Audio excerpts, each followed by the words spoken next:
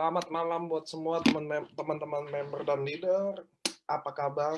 Kita lagi di ujung masa penantian penutupan Annual Rank. Terus buat promo Ruby masih ada waktu ya. Promo Ruby kita masih ada waktu sampai besok jam 12 malam ya teman-teman ya. So masih ada waktu buat kita gunakan waktu yang maksimal. Mudah-mudahan promo Ruby ini sangat membantu. Membantu nggak sih promo Ruby? Saya mau nanya nih sama teman-teman, membantu nggak sih promo Ruby itu? Membantu. Ada juga yang promo Ruby belum bisa closing ya, it's okay. So teman-teman, kalau kalian tahu bahwa saya selalu ulang-ulangin ya teman-teman ya. Saya welcoming dulu sebelum kita masuk ke sesi acaranya ya.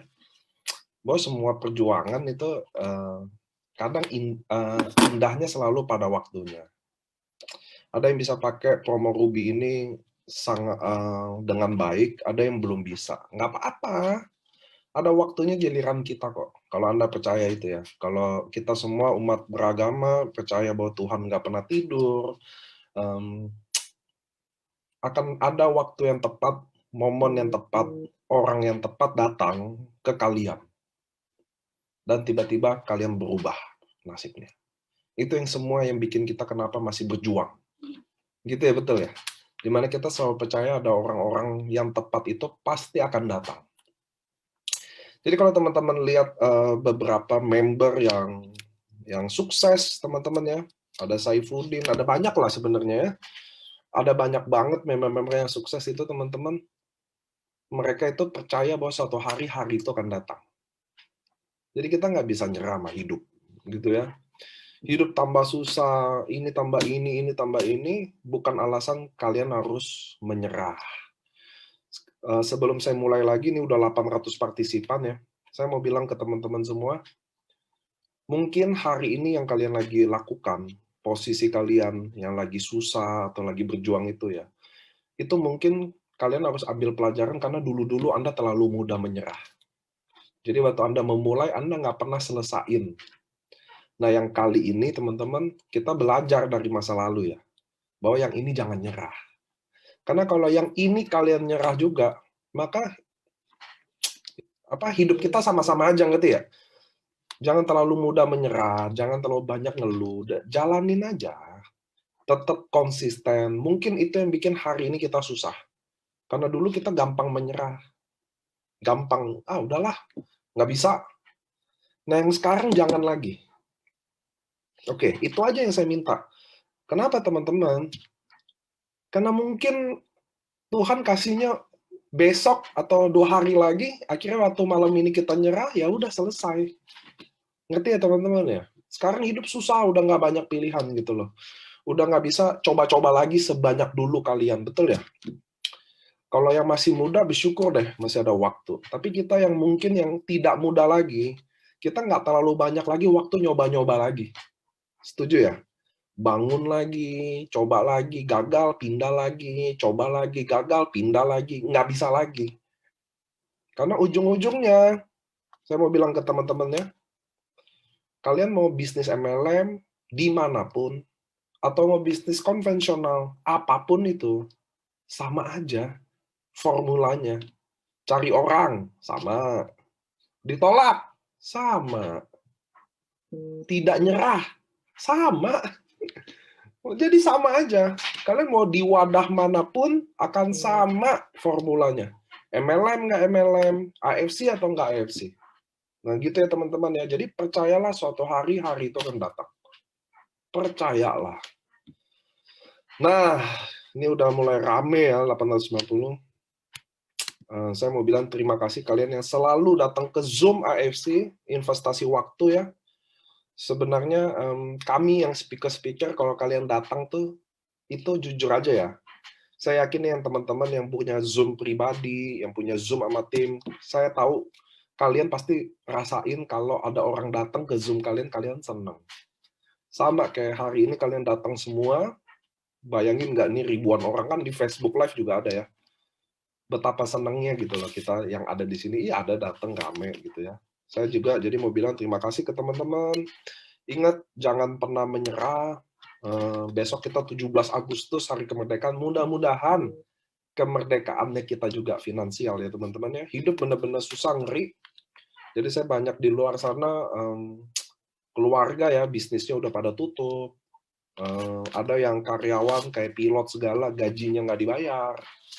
Mungkin kalian kalau di sini pilot tahu deh, maskapai besar aja udah nggak bayar gajinya loh, hari ini loh teman-teman. So kadang kita jangan lihat, saya harus ini, saya harus ini. Kadang kita ngelihatnya ke atas ya. Mudah-mudahan teman-teman juga lihat di bawah. Bahwa jangan-jangan kita kurang bersyukur ya. Mungkin posisi sekarang udah sangat baik sama Tuhan. Tuhan bisa masih kasih income, masih kasih bonus, kasih downline yang hebat-hebat. Kita masih kurang bersyukur. Itu juga mudah-mudahan teman-teman bisa belajar sama-sama ya. So, hari ini teman-teman saya mengundang khusus. Jadi orang member yang baru join di tahun ini. Jadi bisa dibilang member baru join di bisnis ini yang memang cukup menonjol gitu ya. Jadi dia salah satu dedengkotnya AFC All Star. Jadi AFC All Star kan dedengkotnya banyak. Saya bawa ke sini buat apa sih teman-teman? Buat kita belajar aja. Itu sih, home talk itu didatengin, dipilih orangnya untuk kita semua bisa belajar dari dia. Itu poin utamanya teman-teman ya. Jadi yang dipanggil itu buat kita belajar apa sih yang mereka lakuin. Nah, khusus untuk hari ini juga, saya nanti juga kasih kesempatan teman-teman boleh nanya. Nah, biasanya nggak ada tuh, cuma hari ini saya kasih nanya deh. Karena biar kita bisa benar-benar belajar apa sih yang mereka bikin, apa yang kita belum bikin. Apa sih yang dia bikin ke timnya, apa yang kita belum bikin. Siapa tahu kita bisa pelajari sama-sama untuk kita semua. Gitu ya teman-teman ya. Sebelum mulai juga, saya panggil bintang tamunya. Saya mau ngomong sekali lagi teman-teman, karena ini mau tutup Anwareng, tolong jangan gelap mata. Saya mau kalian memperjuangkan posisi itu dengan jujur, ya, dengan kebenaran istilahnya gitu ya. Jangan pakai jalan hitam ya teman-teman ya. Jangan pakai ilmu hitam, nembak-nembakan, nggak guna. Nanti ketangkep, nanti beneran nggak dapat semuanya. Gitu ngerti ya? Nanti dia dikit lagi mau samurai, mati-matian. Curang, ketangkep, samurainya yang hilang. Gitu ya teman-teman ya, mudah-mudahan kita member AFC kita selalu jaga itu sih poinnya, kejujuran. Sama kami di AFC juga selalu jaga itu. Kami selalu suspend siapa aja. Itu yang teman-teman harus tahu. Sampai hari ini AFC bisa berdiri karena kami jaga komitmen itu. Gitu ya teman-teman ya. Mudah-mudahan kalian bisa jalan dengan kebenaran. Itu yang saya mau sih. Percuma kalian kalau pakai achievement, pakai cara-cara yang nggak benar, ngapain. Ini Anwareng ini berulang kok, tenang aja. Hari ini push yang terbaik, tahun depan kita lakuin lagi. Ya nggak? Karena hadiahnya berulang terus kok. Tenang aja, ini bukan hadiah sekali aja, udah tuh nggak ada lagi. Oke? Nah, so teman-teman, hari ini tidak lagi, tidak bukan, kalian pasti tahu ya bintang tamunya siapa. Boleh nggak Teh Ernestanya muncul? Bim, salah Bim. Teh? Halo Pak.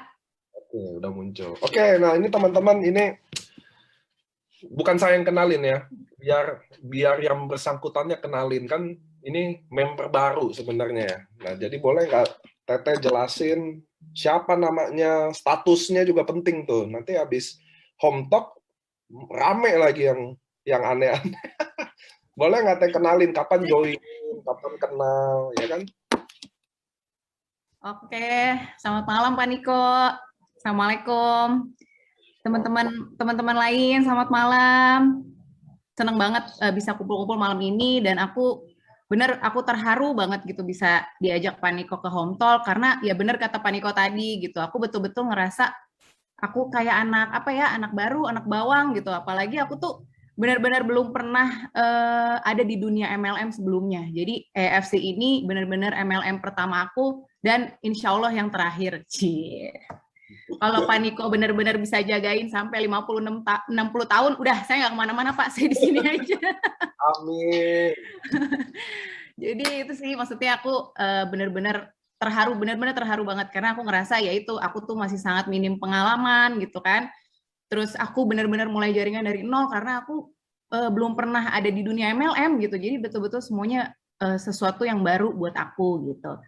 Dan apa ya? Oh tadi Pak Niko bilang suruh bilang status ya Pak. Ya.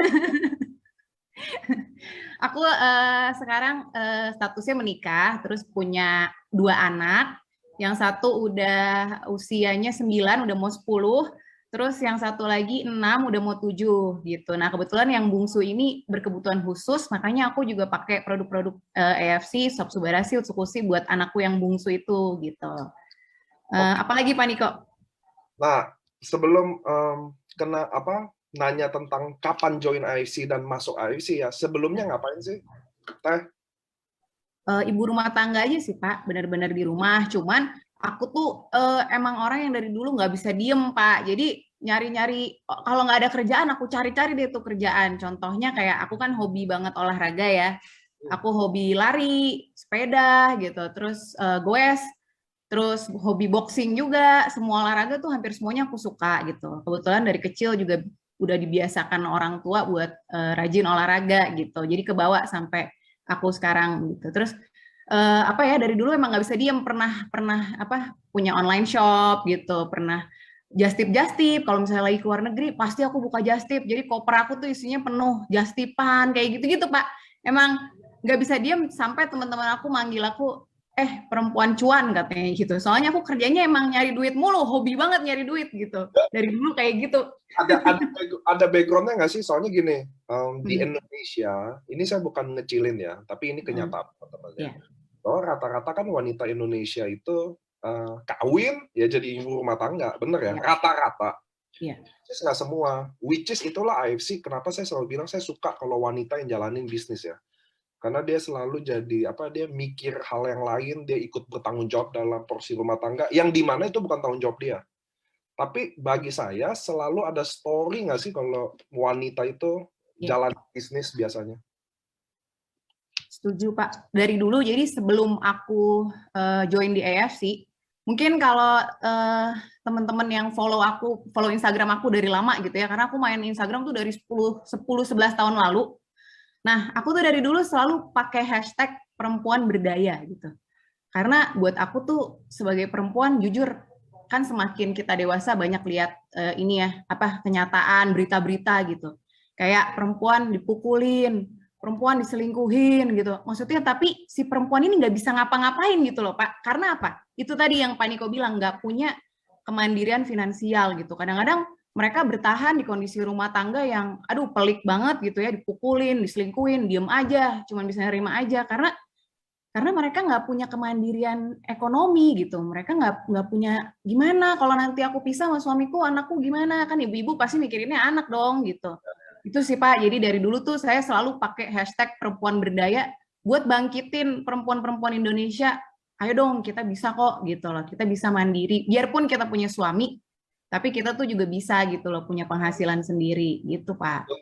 Is good. Ya, saya juga lahir dari begituan ya teman-teman ya. That's why saya suka kalau wanita kenapa jalanin, karena saya udah banyak lah cerita di training saya selalu ya, bahwa saya anak yang lahir dari keluarga divorce, di mana ibu saya nggak boleh kerja. Jadi wanita kan ada beberapa yang nggak boleh kerja ya. Jadi kadang suaminya minta jangan kerja. Tapi di lain sisi waktu suaminya lagi hilaf ya kan, terus gimana gitu loh. Karena kayak ibu saya aja kan nggak boleh kerja 30 tahunan nggak boleh kerja, men. Jadi waktu cerai ya gimana. Nah, itu yang pentingnya kenapa wanita harus mulai wake up, mulai sadar bahwa penting juga loh bantu-bantu. Even bukan mandiri gimana sih, mau bantuin keluarganya, anaknya, suaminya bahkan sekarang ya is good banget gitu loh. Nah, terus Teteh kan jualan segala, punya online shopping online gitu-gitu ya? Iya Pak. Udah tuh kan saya telusuri, udah saya pantau ke dukun-dukun, katanya keluarga cukup berada ya kan. Terus ngapain join AFC Teh?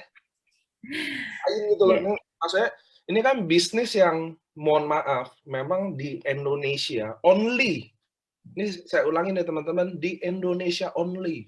Malaysia enggak, Filipina enggak, Amerika enggak, tapi di Indonesia only dianggap bisnis yang ini mah bisnis sebelah mata lah. Ngapain masuk ke sini? Maksudnya kan cari penyakit nggak sih? Ya, itu karena stigmanya MLM di Indonesia kayak gitu ya, Pak. Saya sih bisa pahamin, karena dulu kan emang banyak MLM tipu-tipu kan, gitu. Bener tuh, banyak MLM money game, segala macam. Jadi kita nggak bisa salahin juga gitu kalau masyarakat berpikiran jelek. Padahal sebetulnya sangat-sangat enggak. Makanya tadi kalau Pak Niko nanya, kenapa kok aku kayaknya di zona-zona nyaman aja gitu kan? Suami kerjaannya bagus, keluarga juga ada. Kenapa sih aku main-main ke sini? Justru aku ngeliatnya berbeda Pak gitu. Orang-orang mungkin baru ngelirik MLM nih pas dia kepepet kan gitu loh. Ah udahlah gue coba lah gitu. Ah udahlah. Pasti. Iya, iya gitu. Kalau aku tuh betul-betul enggak gitu. Memang aku berawal kan dari konsumen ya Pak. Maksudnya aku berawal dari hanya konsumsi produk nih gitu. Terus tiba-tiba aku ngeliat kan, ini company-nya seperti apa sih EFC ini gitu. Terus produknya tuh betul-betul aku rasain gitu. Jujur ya teman-teman, aku tuh nggak bermaksud menjelek-jelekan, cuman aku tuh benar-benar pengguna hampir semua produk MLM. Dari dulu tuh aku suka banget pakai produk-produk MLM gitu kan. Dari yang apa aja lah macam-macam, aku nggak mau sebutin merek ya. Cuman emang belum ada satupun yang di badan aku tuh bisa kerasa secepat itu gitu dan senyata itu efeknya aku rasain gitu. Pas aku cek, oh ya jelas ini ingredientsnya aja kayak gini gitu, terus patennya kayak gini, asli nih buatan Jepang gitu. Ya itu sih Pak. Jadi dari situ tuh aku tergerak kayak, wah ini orang-orang harus harus ngerasain juga nih yang aku rasain gitu. Jadi Nah begitu. user. Iya, jadi aku benar-benar dari user, Pak. Benar-benar tadinya nggak niat jalan bisnisnya, karena emang semua produk MLM aku hobi cobain gitu, terutama yang kaitannya sama kesehatan, karena kan aku emang penggila olahraga gitu ya, emang suka jaga pola makan sehat, kayak gitu, Pak. Nah, begitu kecemplung, ya luar biasa banget sih emang gitu. Maksudnya, aku belum pernah ngerasain nih gitu ya. Aku kan pas tahu dunia MLM gitu, terus aku banyak belajar pertama-tama dari Pak Budi. Itu luar biasanya aku bisa langsung ketemu sama Pak Budi gitu. Terus belajar dari Pak Budi, oh gitu ya, oh networking itu ada duplikasi, oh gitu kan, belajar bedanya MLM sama bisnis konvensional apa.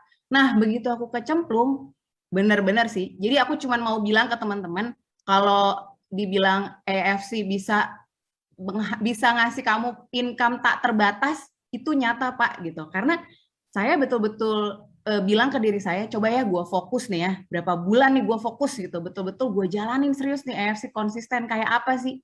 Ya benar teman-teman, aku betul-betul ngerasain itu dapat income 7 bulan 2 miliar, itu betul-betul aku rasain dan itu pun di luar annual rank ya Pak, maksudnya bonus annual rank kan belum keluar nih gitu.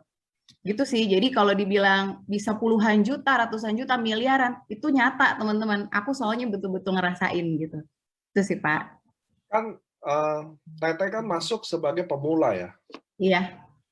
Artinya kan saya nggak tahu, makanya saya akan nanya. Waktu jadi pemula kan, contoh ya, ini yang paling benar nih. Ini jujur ya, ini benar banget.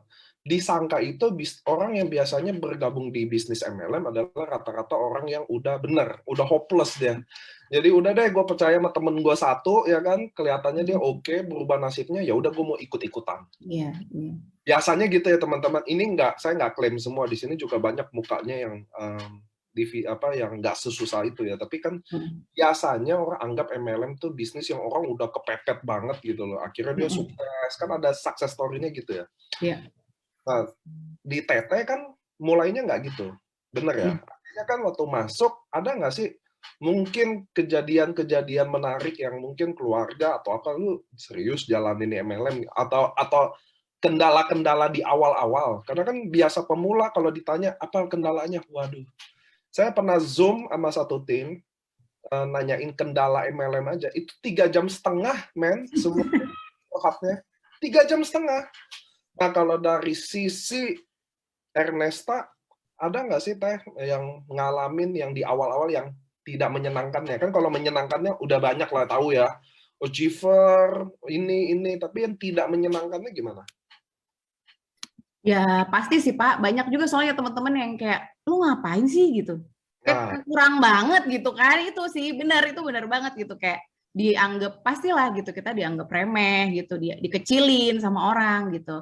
Cuman buat saya itu sih, pendapat orang tuh nggak mendefine siapa saya gitu. Jadi buat saya, ya udahlah, kalau lo emang nggak paham bisnis ini, ya udah, gue juga nggak paksa gitu. Karena ya inget ya teman-teman, kita nggak pernah akan bisa nih mindahin isi kepala kita ke orang lain gitu, nggak akan bisa mau kita paksain kayak gimana pun. Makanya aku kan udah selalu bilang ya, kita tuh tugas kita hanya menginformasi, mengedukasi, udah sisanya terserah dia gitu, dia mau terima apa enggak, dia mau paham apa enggak, ya itu pilihan dia gitu. Oke. Dan itu kalau seorang Teteh ngomong itu dia langsung closing apa entar dulu juga kayak yang lain? Biar yang lain juga tahu nih. Jadi di sini nggak ada yang pakai dukun ya teman-teman ya. Jadi nggak ada tusuk di mulut ngomong. Jadi kayaknya Teteh kalau ngomong langsung join. Pakai susuk kali itu ya Pak. Enggak lah, maksudnya aku mau bilang ke teman-teman ya, maksudnya ya semua, kadang gini loh Pak, kadang orang tuh cuman ngelihat hasilnya aja gitu. Orang tuh selalu ngelihat, wah 2 miliar gitu. Itu aja yang dilihat gitu. Orang-orang tuh selalu hanya melihat hasil, tapi dia nggak mau tahu tentang prosesnya, nggak mau belajar tentang tahapannya bisa ada di sana gitu loh. Nggak mungkin sih, maksudnya selain pesugihan, babi ngepet, itu nggak ada sih yang kita bisa raih tanpa ada kerja keras gitu. Kalau kemarin saya baru aja posting tuh di Instagram saya, yang namanya keberuntungan itu sebetulnya nggak ada gitu. Beruntung itu adalah ketika kemampuan bertemu sama kesempatan gitu. Jadi tetap kitanya harus ada kemampuannya juga gitu. Itu sih Pak. Nah, Teteh jalaninnya gimana sih? Ini kan kita mulai chat kan semua nanya gitu dong. Jadi apa sih yang waktu Teteh oke masuk jalanin? Karena kalau saya pribadi ngelihatnya kan kekuatannya dari salah satu Instagram. Iya. Kalau di itu dari saya, makanya kan panggil di Home Talk. Kalau Teteh tuh jalanin bisnis ini kayak gimana sih Teh? Iya. Jadi gini teman-teman, kita tuh harus tahu kelemahan sama kekuatan kita masing-masing gitu. Mungkin ada teman-teman yang powernya tuh di sosial media gitu. Sama aku juga contohnya aku gitu kan. Kita punya power di sosial media, kita punya engagement di sosial media. Engagement nih beda ya teman-teman, soalnya ada yang followernya jutaan tapi nggak ada engagementnya gitu. Itu banyak yang kayak gitu gitu. Contoh artis-artis nih misalnya ya, dia posting iklan gitu kan, itu biasanya kita cenderung skip gitu kan, karena udah kita udah tahu nih endorse nih iklan, nah itu jadi merusak engagementnya, jadi nggak ada engagementnya gitu. Itu jadi ketika kita udah tahu kelemahan kekuatan kita di mana, ya udah mana yang jadi kekuatan kita genjot di situ gitu. Itu sih Pak. So, Teteh kan kekuatannya di sosial media, betul? Iya. Gimana sikap Teteh waktu downline yang nggak kuat di sosial media? How random gitu loh. Gimana training mereka gitu loh. Maksudnya apa yang mau diomongin kan kalau dia mungkin nih anggap aja saya member All Star ya, lalu Teteh mah enak kayak Telegram follower banyak lah, follower gue cuma 12 orang gimana? Gimana how to survive? Itu apa yang Teteh kasih jawaban sih ke mereka? Benar tuh Pak. Jadi kita kan di dalam dunia networking ini kita perlu duplikasi ya. Jadi nggak bisa kita hebat sendirian doang tuh nggak mungkin gitu. Jadi kita justru harus bikin downline kita bisa ngelakuin apa yang kita lakuin, kan kurang lebih kayak gitu ya Pak gitu. Nah, aku ngasih tahu ke mereka kalau memang kita tidak punya power di sosial media, kita bisa belajar kok gitu loh. Maksudnya itu tuh bisa di-build gitu loh Pak, pelan-pelan. Karena contoh misalnya member saya bilang, tapi aku follower sedikit. Waktu itu aku inget banget Zoom sama Cilavina. Cilavina bilang kalau kita punya goals atau target itu di breakdown dulu gitu. Misalnya kita pengen punya followers, kita misalnya pengen closing di sosial media, tapi followers kita dikit nih, ya kita kan harus tambah dulu nih followers kita gitu. Caranya gimana? Ya itu jadi goals kita tuh diturunin dulu gitu loh Pak. Jangan buru-buru pengen cepet-cepet bisa closing, habis posting di sosial media closing, nggak mungkin kayak gitu. Contoh kayak aku juga, aku biarpun oke engagement udah baik di sosial media, tapi kan perlu mikirin gimana ya konten yang menarik, gimana ya yang cukup jelas. Terus kita harus tahu nih karakter orang Indonesia.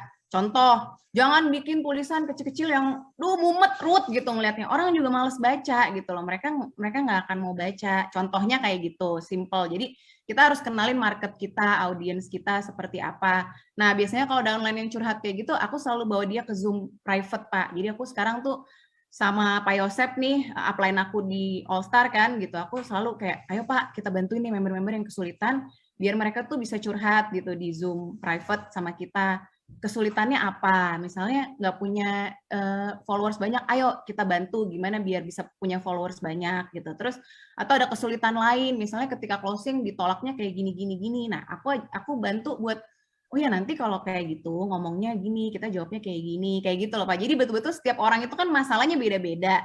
Ya kita harus tinjau satu-satu gitu sih. Teteh take it personal semua tuh satu-satu ya. Iya, jadi kita tuh sekarang bisa sehari kadang-kadang pernah 3-4 Zoom gitu. Karena nggak cuma Zoom yang internal atau Zoom nasional misalnya, kita tuh juga ada Zoom-Zoom kecil kayak gitu, Zoom private buat bantuin member-member yang ada kesulitan apa, ayo curhat gitu, ayo kita bantu, aku bisa bantu apa kira-kira gitu. Kayak gitu sih Pak. Maksud aku gunanya upline tuh itu menurut aku, ketika kita tuh bisa cerita, dia bisa bantu kasih solusi buat masalah kita, itu sih buat aku. Dan benar kata Pak Niko ya, maksudnya apa ya, orang-orang yang udah di zona nyaman, jujur nih Pak, jadi di tim aku nih di AFC All Stars tuh mungkin sebagian besar emang menengah ke atas kan orang-orangnya. Jujur ya, menggerakkan orang-orang itu tuh jauh lebih sulit gitu loh Pak, daripada mungkin orang-orang yang berada di zona tidak nyaman gitu, yang kayak kayak Pak Niko bilang tadi lah, yang kepepet ingin merubah nasib kayak gitu-gitu. Jadi itu jadi tantangan tersendiri buat aku sebagai upline, gimana ya bisa nyemangatin mereka gitu. Itu sih Pak. Oke, tunggu. Ini ada jagoan kecil kan.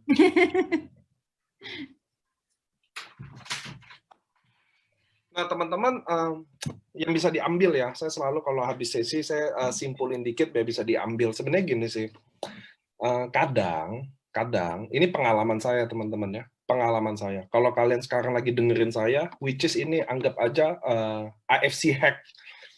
Kadang masalah itu bisa selesai waktu kita cuma dengerin aja.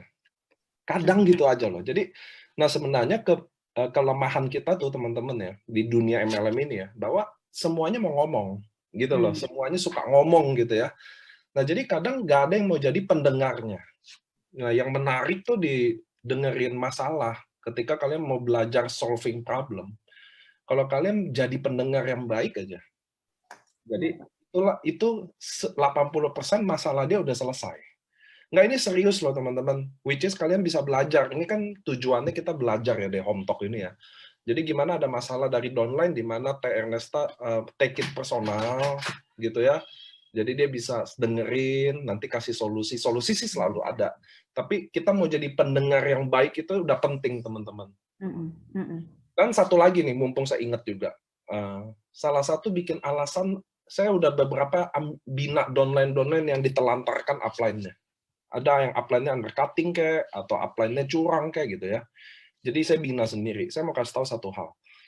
Kadang dia cuma butuh satu teman aja, yang bisa dia curhat tiap hari, dengerin tiap hari, berbagi kesenangan kalau closing, atau berbagi kesedihan kalau ditolak. Nah kadang kita cuma perlu jadi orang itu aja. Nah ini mudah-mudahan bisa ini yang saya ambil karena saya juga ngalamin beberapa case, pas Teteh cerita ini saya sekalian deh saya kawinin gitu ya teman-teman. Nah ini tadi Teteh ada belum jawab, seorang Ernesta ini kalau prospek orang masih langsung terima atau ditolak-tolak juga? Apa entar dulu baru join gitu? Masih nggak sih? Alhamdulillah enggak sih ya Pak. Soalnya aku betul-betul menggunakan sosial media Pak. Jadi aku selalu bilang juga nih ke teman-teman, kita tuh sharing di sosial media, kita tunjukin kayak perjalanan kita di AFC. Itu ngaruh banget loh Pak. Itu betul-betul ngaruh banget. Jadi kita betul-betul cerita nih awalnya kenapa sih kita join di AFC gitu. Terserah mau karena produk kek, mau karena apa kek gitu, mau karena kepepet kek, misalnya mau cari peluang bisnis atau apa, terserah teman-teman gitu. Tapi betul-betul kita tuh berbagi kisah kita sendiri di sosial media. Itu juga bagus loh buat building trust dulu gitu sama orang. Kan kita kan orang join sama kita karena percaya kan sama kita gitu. Nah, jadi kita tuh betul-betul ceritain kayak journey kita di AFC lah gitu. Pelan-pelan dari awal kita ceritain. Itu percaya deh, semua orang tuh akan menyimak gitu. Orang tuh pelan-pelan menyimak. Banyak kok Pak orang yang baru mau join sama saya setelah saya posting sekian bulan. Dia bilang, katanya Mbak, aku tuh amatin banget dari 4 bulan lalu, dari 5 bulan lalu gitu, dari 6 bulan lalu kayak gitu. Jadi dia orang tuh nggak akan teman-teman langsung hari ini teman-teman posting manfaat Utsukushi atau apa gitu terus mereka join, bukan itu yang akan mereka lihat dari kita gitu loh. Jadi aku kadang-kadang gemes juga sih kalau ada member-member yang suka nih ya, misalnya ngambil konten dari kantor gitu kan, dari Telegram, posting jebret, nggak ada maknanya gitu loh Pak. Kayak oke, kita mau posting konten kantor boleh, tapi kita sertakan pengalaman pribadi kita gitu. Misalnya kayak ini loh, di sini kan dibilang ya Utsukushi bisa membantu kita tidur lebih baik, deep sleep ya, sambil kita ceritain pengalaman kita gitu. Itu teman-teman kuncinya gitu. Jadi yang paling kuat itu adalah personal experience kita, dan itu yang orang lain mau lihat gitu. Terutama orang-orang di sekeliling kita ya, yang tadi aku bilang audiens kita, kayak saudara, teman gitu kan, kerabat kita kan, mereka percayanya sama kita nih gitu kan. Gitu. Mungkin kalau yang posting Ashanti misalnya, mungkin kan mereka ngelihatnya, ini mah iklan aja nih, bisa aja Ashanti dibayar sama AFC Indonesia gitu kan. Pasti kan orang mikirnya gitu. Tapi orang tuh melihat kita karena percaya kita siapa gitu. Ada kedekatan sama kita. Jadi teman-teman tuh kalau bikin konten di sosial media, coba deh lebih kasih personal touch masing-masing gitu loh Pak. Karena ya itu sih yang bikin orang pengen join tuh justru itu gitu. Personal touch-nya gitu Pak. Dan itu kan gini Teh kan join tahun-tahun ini ya, baru ya. Baru, aku sebetulnya join sih Desember. Sponsor kan hampir 500. Halo Pak, delay ya? Bentar. Ya. Oke.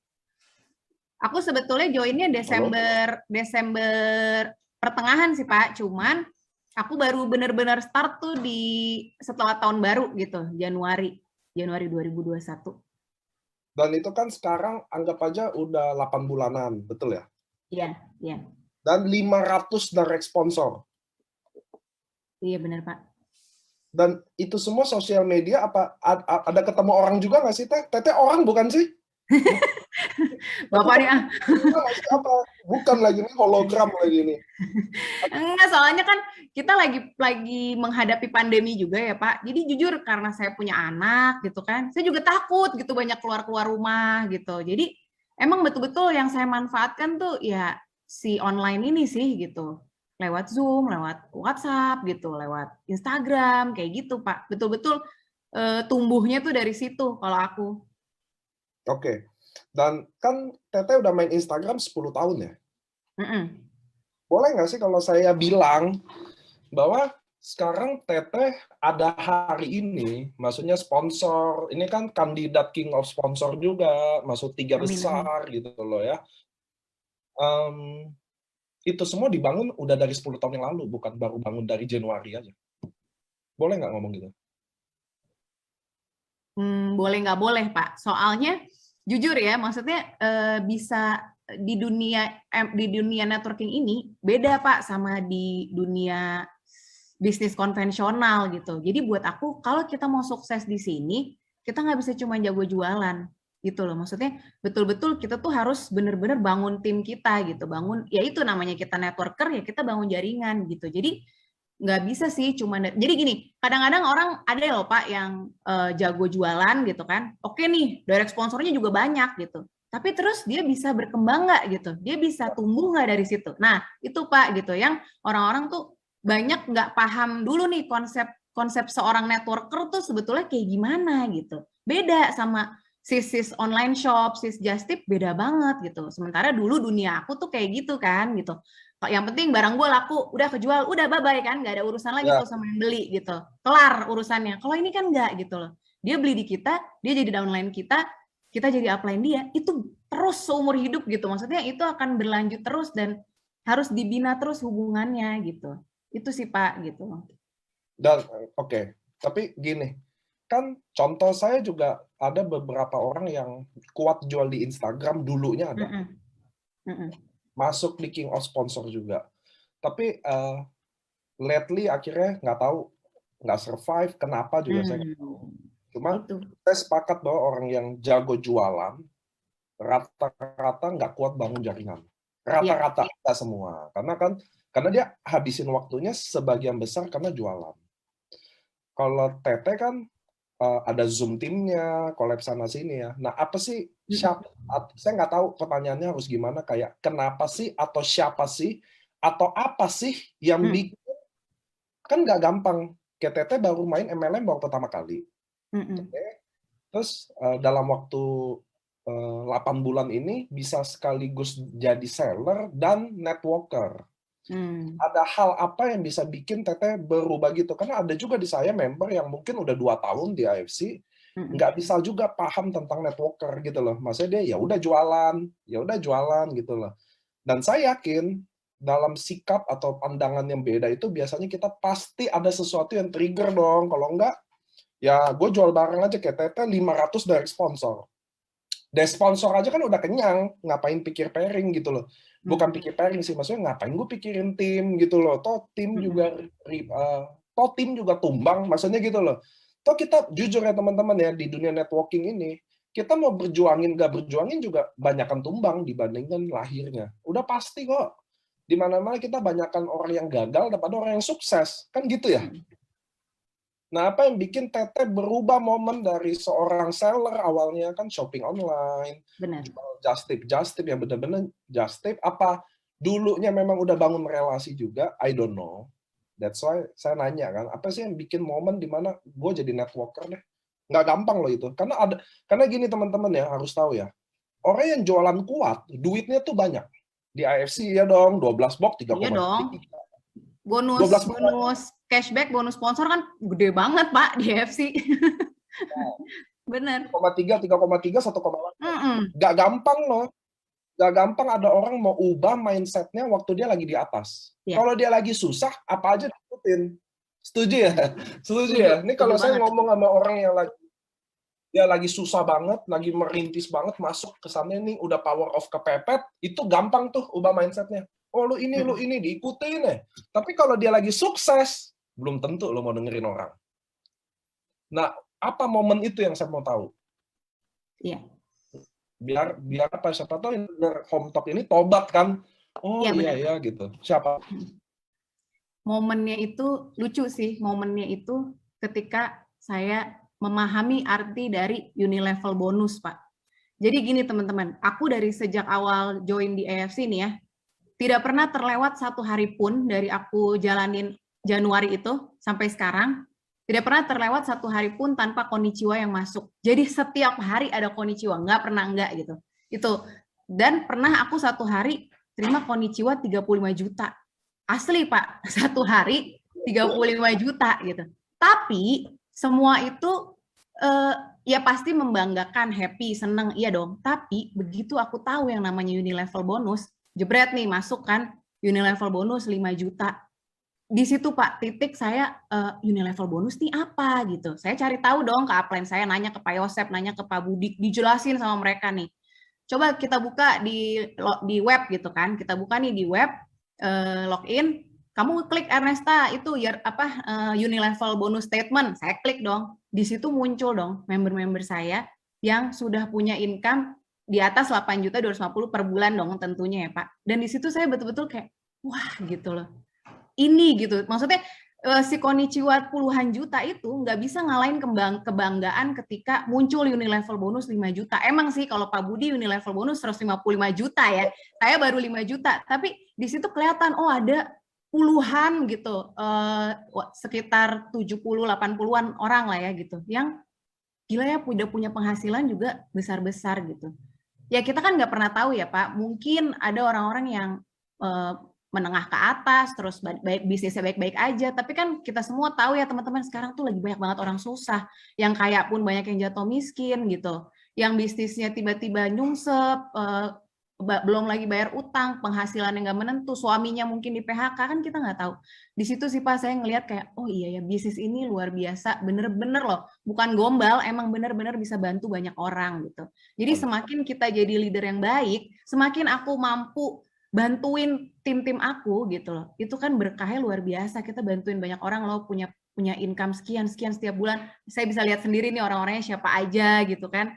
Itu sih Pak, bener-bener momen saya, oke, aku mau fokus ke tim gitu, aku mau fokus kalau ada yang mau join ya join, oke lah gitu, tapi saya nggak pernah lagi fokus buat nyari sponsor, enggak sama sekali gitu. Jadi fungsi utama saya adalah ya saya udah milik member-member saya gitu, makanya kalau Pak Niko bilang, hidup saya tuh buat member saya gitu, Instagram dia aja isinya nggak ada apa-apa ya teman-teman, kalau Pak Niko tuh bener-bener isinya udah AFC, udah nggak ada kehidupan lain gitu.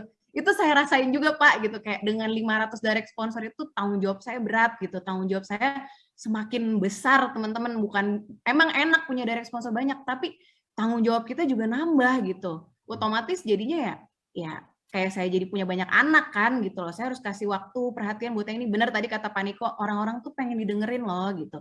Karena kadang benar ya Pak, kita tuh kadang lagi curhat aja nih, sebenarnya dengar suara kita sendiri aja, numpahin unek-unek tuh kita udah lega gitu loh. Tapi kan kalau ngomong sendiri nggak enak ya, pasti kita pengen ada yang dengerin gitu. Tapi dengan masalah kita keluar dari mulut kita juga denger masalah kita sendiri, itu sebetulnya udah menenangkan kita sih gitu. Benar kata Pak Niko, bahwa semua orang tuh cuma pengen didengerin kok sebenarnya gitu.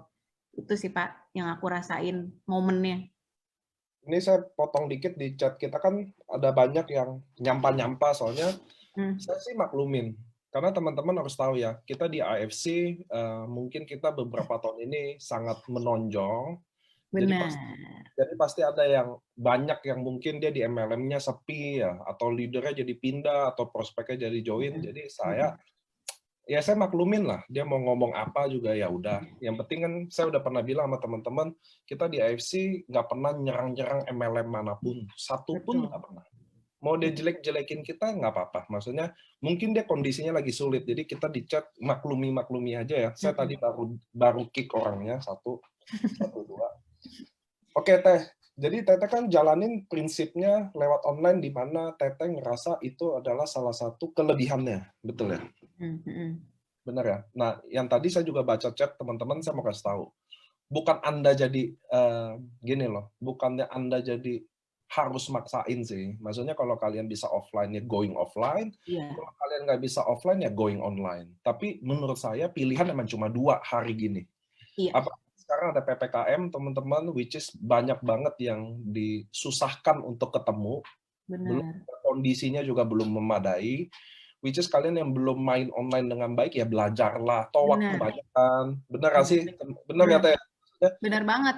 Soalnya kita tuh memang udah hidupnya di era digital, Pak. Mau nggak mau tuh kita jangan kayak manusia purba, mau nggak mau kita memang harus terjun di sini gitu, teman-teman. Dan gini loh, benar ya, maksudnya itu tuh menurut saya kayak prospek berjamaah. Kita tuh sekali kita posting, kita tuh bisa reach-nya banyak orang dalam sekali waktu gitu. Sementara kalau kita offline kan kita table talk sebelah sini 3 orang gitu kan. Nanti kita harus jalan pindah lagi ke mana cuma 2 orang gitu kan. Itu kan lebih memakan waktu, tenaga teman-teman juga. Makanya aku selalu bilang jangan ditinggalin gitu. Kita mau usaha dari semua pintu aja kita usahain kan gitu. Rezeki kita dari mana kita nggak tahu, bisa dari offline, bisa dari online. Semuanya kita coba aja gitu. Semua kita jalanin gitu sih Pak. Benar banget.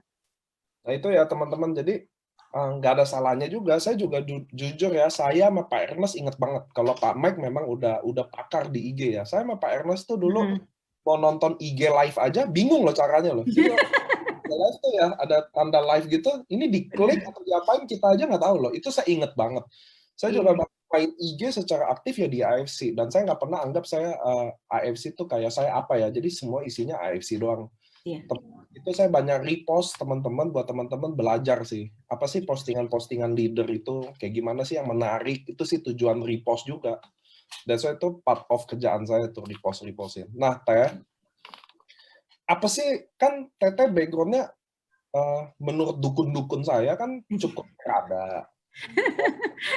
Banyak ya dukunnya. Banyak. Sajian-sajian banyak. Terus Teteh maksudnya ekonomi ada. Lalu jalanin bisnis ini juga sukses. Maksudnya ada apa sih goalnya seorang Ernesta? Benar sih Pak. Maksudnya banyak nih ya orang yang ngelihat saya tuh, wah gila ya lo gitu.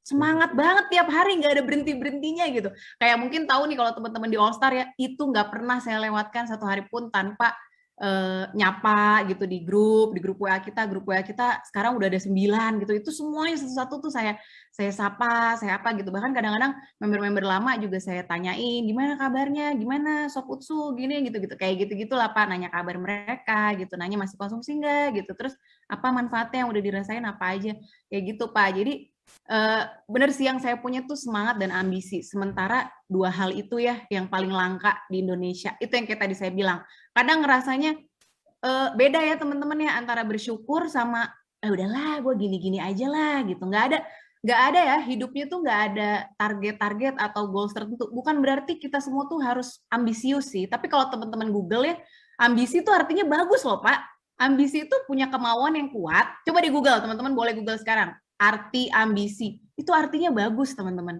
Makanya kalau aku sih bangga ya dibilang, lo ambisius banget sih orangnya. Emang gitu. Ya selama ambisi gue positif, emang kenapa? Yang penting kan tujuannya baik gitu. Kecuali ambisi kita mau jadi koruptor gitu kan, iya mau menghalalkan segala cara gitu buat bisa kaya misalnya, ya, itu ambisi-ambisi yang nggak benar. Tapi selama tujuan kita baik, kita punya ambisi meraih tujuan kita, nggak ada masalah. Contoh ya Pak, saya kan pegoes nih ya, Pak Niko waktu itu juga shock kan, tahu beneran goes dari Bandung ke Jogja 400 kilo, bener Pak, saya goes, bener-bener saya goes, dan goesnya juga serius, jadi bener-bener itu kan banyak tanjakannya teman-teman ya, itu betul-betul saya goes, bener-bener tiap kayuhannya saya nikmati gitu, dan goesnya juga bener-bener ngebut, bukan yang ketek-ketek gitu, nggak nyampe-nyampe gitu. Jadi ada target-targetnya, kita jam sekian harus sudah sampai sini ya, kalau bisa sebelum gelap gitu kan, nanti banyak lobang misalnya kayak gitu. Nah itu teman-teman yang kadang-kadang orang Indonesia tuh nggak miliki gitu. Ketika kita udah ada di suatu posisi, kita nggak pengen tuh meraih yang lebih lagi. Contoh, gue udah Toreda, udah Ronin, udah lah, cukup lah gitu, udah lah. Tahun Kalau depan saya lagi deh. apa gitu. Iya, kalau saya oke. Soalnya masih jauh soalnya, udah tahun depan lagi. Kalau aku tuh selalu kayak punya keyakinan, oke, sekarang udah samurai, gue harus bisa shogun gitu, gue harus bisa daimyo, gue pasti bisa bushido. Itu yang orang Indonesia tuh biasanya belum apa-apa. Contoh, aduh MLM, nggak bisa jualan, nggak punya temen, nggak bisa ngomong, ya kan? Belum apa-apa aja, bukan cuma nggak punya ambisi, udah mengkerdilkan diri sendiri gitu, menganggap kita tuh nggak mampu, nggak bisa. Nih loh, aku tuh pengen, makanya di Home Talk ini aku pengen tunjukin teman-teman, bukannya aku mau pamer kehebatan aku, tapi teman-teman lihat dong, aku juga manusia biasa kok, bukan hologram kayak kata dukun Paniko, salah gitu ya. Aku hidup, punya anak lagi, ngelahirin lagi. Jadi kayak aku juga manusia biasa teman-teman, cuman aku udah buktiin di sini, ketika kita fokus gitu loh, ketika kita betul-betul serius jalanin, bener gak ada yang gak bisa gitu loh. Di AFC ini betul-betul aku rasain gak ada yang gak bisa, tinggal kitanya tuh mau nggak gitu loh, kita betul-betul mau nggak usaha gitu. Aku udah buktiin itu kok gitu loh selama 7-8 bulan ini gitu. Betul-betul nggak ada yang gombal dari AFC. Kalau dibilang bisa ngasih trip sampai berapapun, aku udah buktiin kemarin yang trip Rusia aku dapat 8 tiket. Terus yang sekarang aku dapat 6 tiket. Bisa loh gitu. Semuanya tuh nggak ada yang bisa. Tinggal kitanya mau usaha apa enggak. Makanya kemarin aku ajak juga kan Pak Udin di Zoom tim aku gitu. Biar mereka tuh melihat tuh loh kalau orang bener-bener mau gitu. Betul-betul percaya diri. Kemarin tuh ada member aku yang bilang, gila ya, Pak Udin itu di setiap kata-katanya kelihatan percaya dirinya dia gitu. Itu loh, itu emang benar-benar kayak udah deh, dari cara dia ngomong gitu, dari semua kata-kata dia tuh mencerminkan dia orang yang percaya diri gitu. Makanya aku ngefans banget lah sama Mas Udin. Menurut Teteh tuh ambisi, ngomongin ambisi ya, ambisi itu dari lahir atau ambisi itu datang sendiri sih menurut Teteh? Biar kita tahu, biar teman-teman di sini kan masalahnya sama itu ya. Jadi dia tahu, dan nanti juga saya tambahin. Iya. Dibilang dari lahir kayaknya nggak mungkin ya. Bayi kan semuanya sama ya, suci gitu. Terus nggak ada yang, itu kan dibentuk dari berbagai pengalaman kita. Nah tadi Pak Niko bilang ngalamin perceraian orang tua. Sama Pak, saya juga gitu. Dari saya kecil, saya ngelihat papa mama, terus saya ngelihat tuh ya mereka berantem depan saya gitu. Terus mereka pisah gitu kan. Wah, itu saya ngalamin semua gitu. Nah, dari situ saya belajar, oke, kita manusia memang makhluk sosial. Kita selalu butuh orang lain. Tapi percaya deh teman-teman, kalau kita bergantung sama manusia lain, kita pasti kecewa.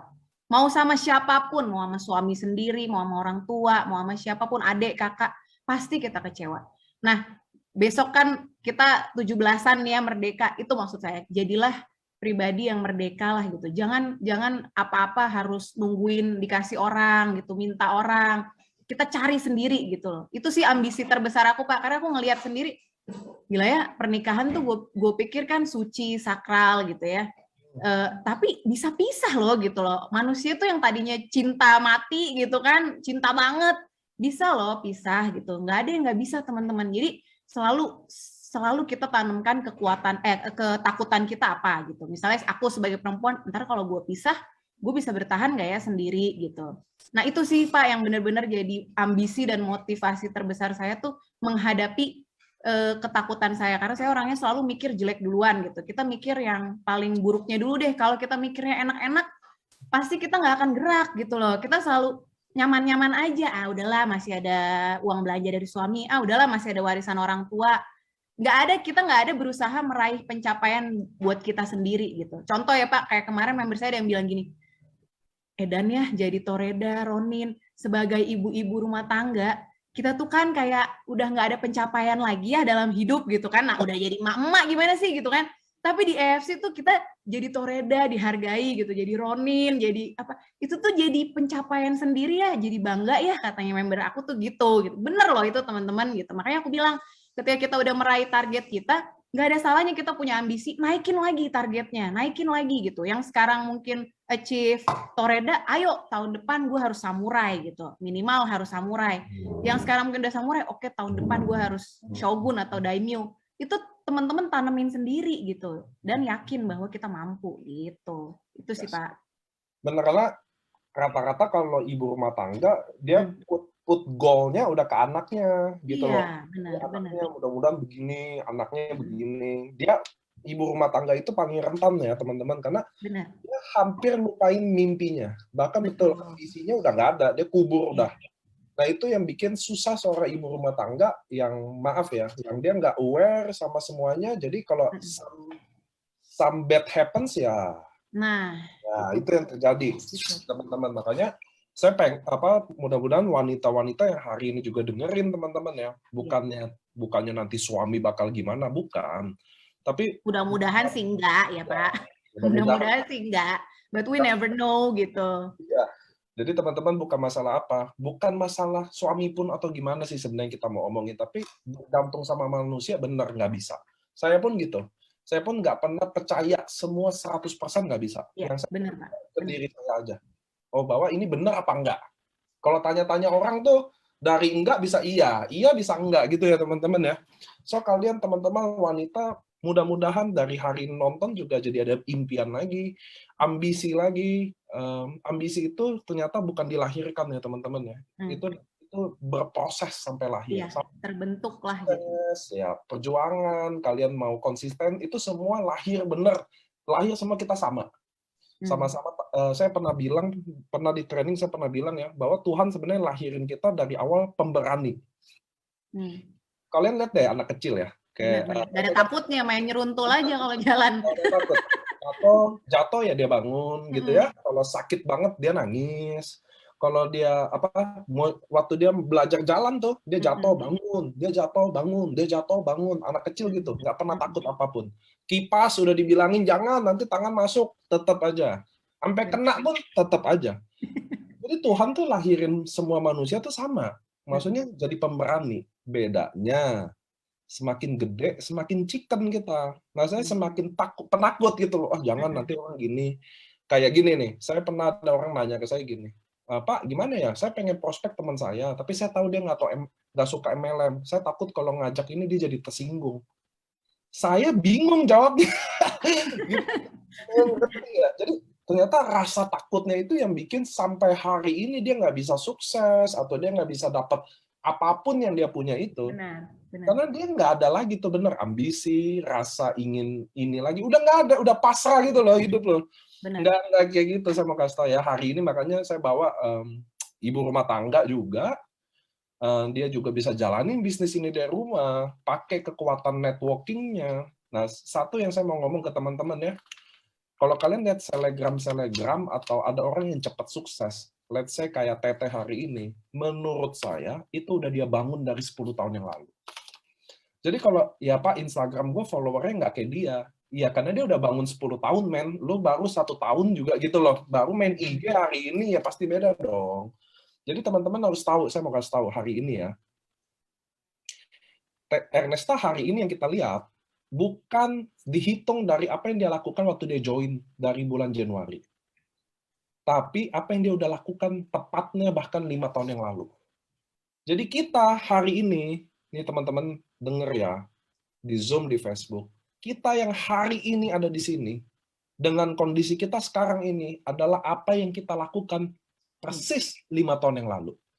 Kalian lagi nyantai-nyantai, hari ini bayarannya. Kalian lagi 5 tahun lalu lagi berjuang, hari ini juga bayarannya. Itu nggak bisa skip the proses itu. Gitu loh teman-teman, saya mau kasih tahu ya. Berbagai video kita udah buat. Reza Andika, semua banyak member-member yang going sukses, Saifuddin, itu saya yakin apa yang 5 tahun lalu dia udah bikin. Even dia supir taksi. Even kalian pegawai hari ini, kantoran, tapi kalian konsisten, jaga hubungan baik. Betul. Konsistensi, tetap punya ambisi, gitu ya. Pasti hari ini kalian jalan, maka paling kurang 3 tahun, 4 tahun lagi. 3 tahun, 4 tahun tuh waktu yang sebentar buat sukses. Setuju nggak sih, Teh? Setuju banget, Pak. Iya dong. Kan kalau orang lihat Teteh nih, 8 bulan 2M. Iya. 5 tahun juga termasuk sebentar, teman-teman. Kalau kalian bangun hotel, BEP-nya 15 tahun, 20 tahun. Baru balik modal itu belum untung. Bener loh. Jadi kayak nggak boleh, satu lagi, jangan banding-bandingin orang rezekinya ya. Itu penting tuh. Ini saya mau ngomong gini, karena Ernesta ini kan sosok yang, kalau bagi saya kayak hologram kan, maksudnya tiba-tiba muncul, jeder, langsung AFC ya teman-teman ya. Nah itu yang saya mau kasih tahu juga, mau nanya sekalipun, Teteh pernah kesusahan nggak sih dalam jalanin kita di AFC? Nggak tahu masalahnya apapun itu, tapi ngerasain susah juga nggak sih? Maksudnya ada masalah juga nggak sih yang besar, yang nggak tahu, saya aja sama beberapa tim ya di sini ya, waduh, ada yang nangis-nangis bareng. Wah bener deh, kalau ini udah kalah telenovela Ikatan Cinta di RCTI ini, yang hari ini lagi main, saya mau kasih tau, nggak ada apa-apanya sinetron kalau drama-dramanya kita. Aduh, Benar-benar. Andin, Aldebaran, nggak ada apa-apa. Saya hafal karena mama saya tentang nonton. Ini di bawah mereka lagi nonton sama-sama nih. Nggak ada apa-apanya sinetron Ikatan Cinta, sumpah. Nah, terjadi juga nggak sih di Teteh? Terus gimana selesainnya?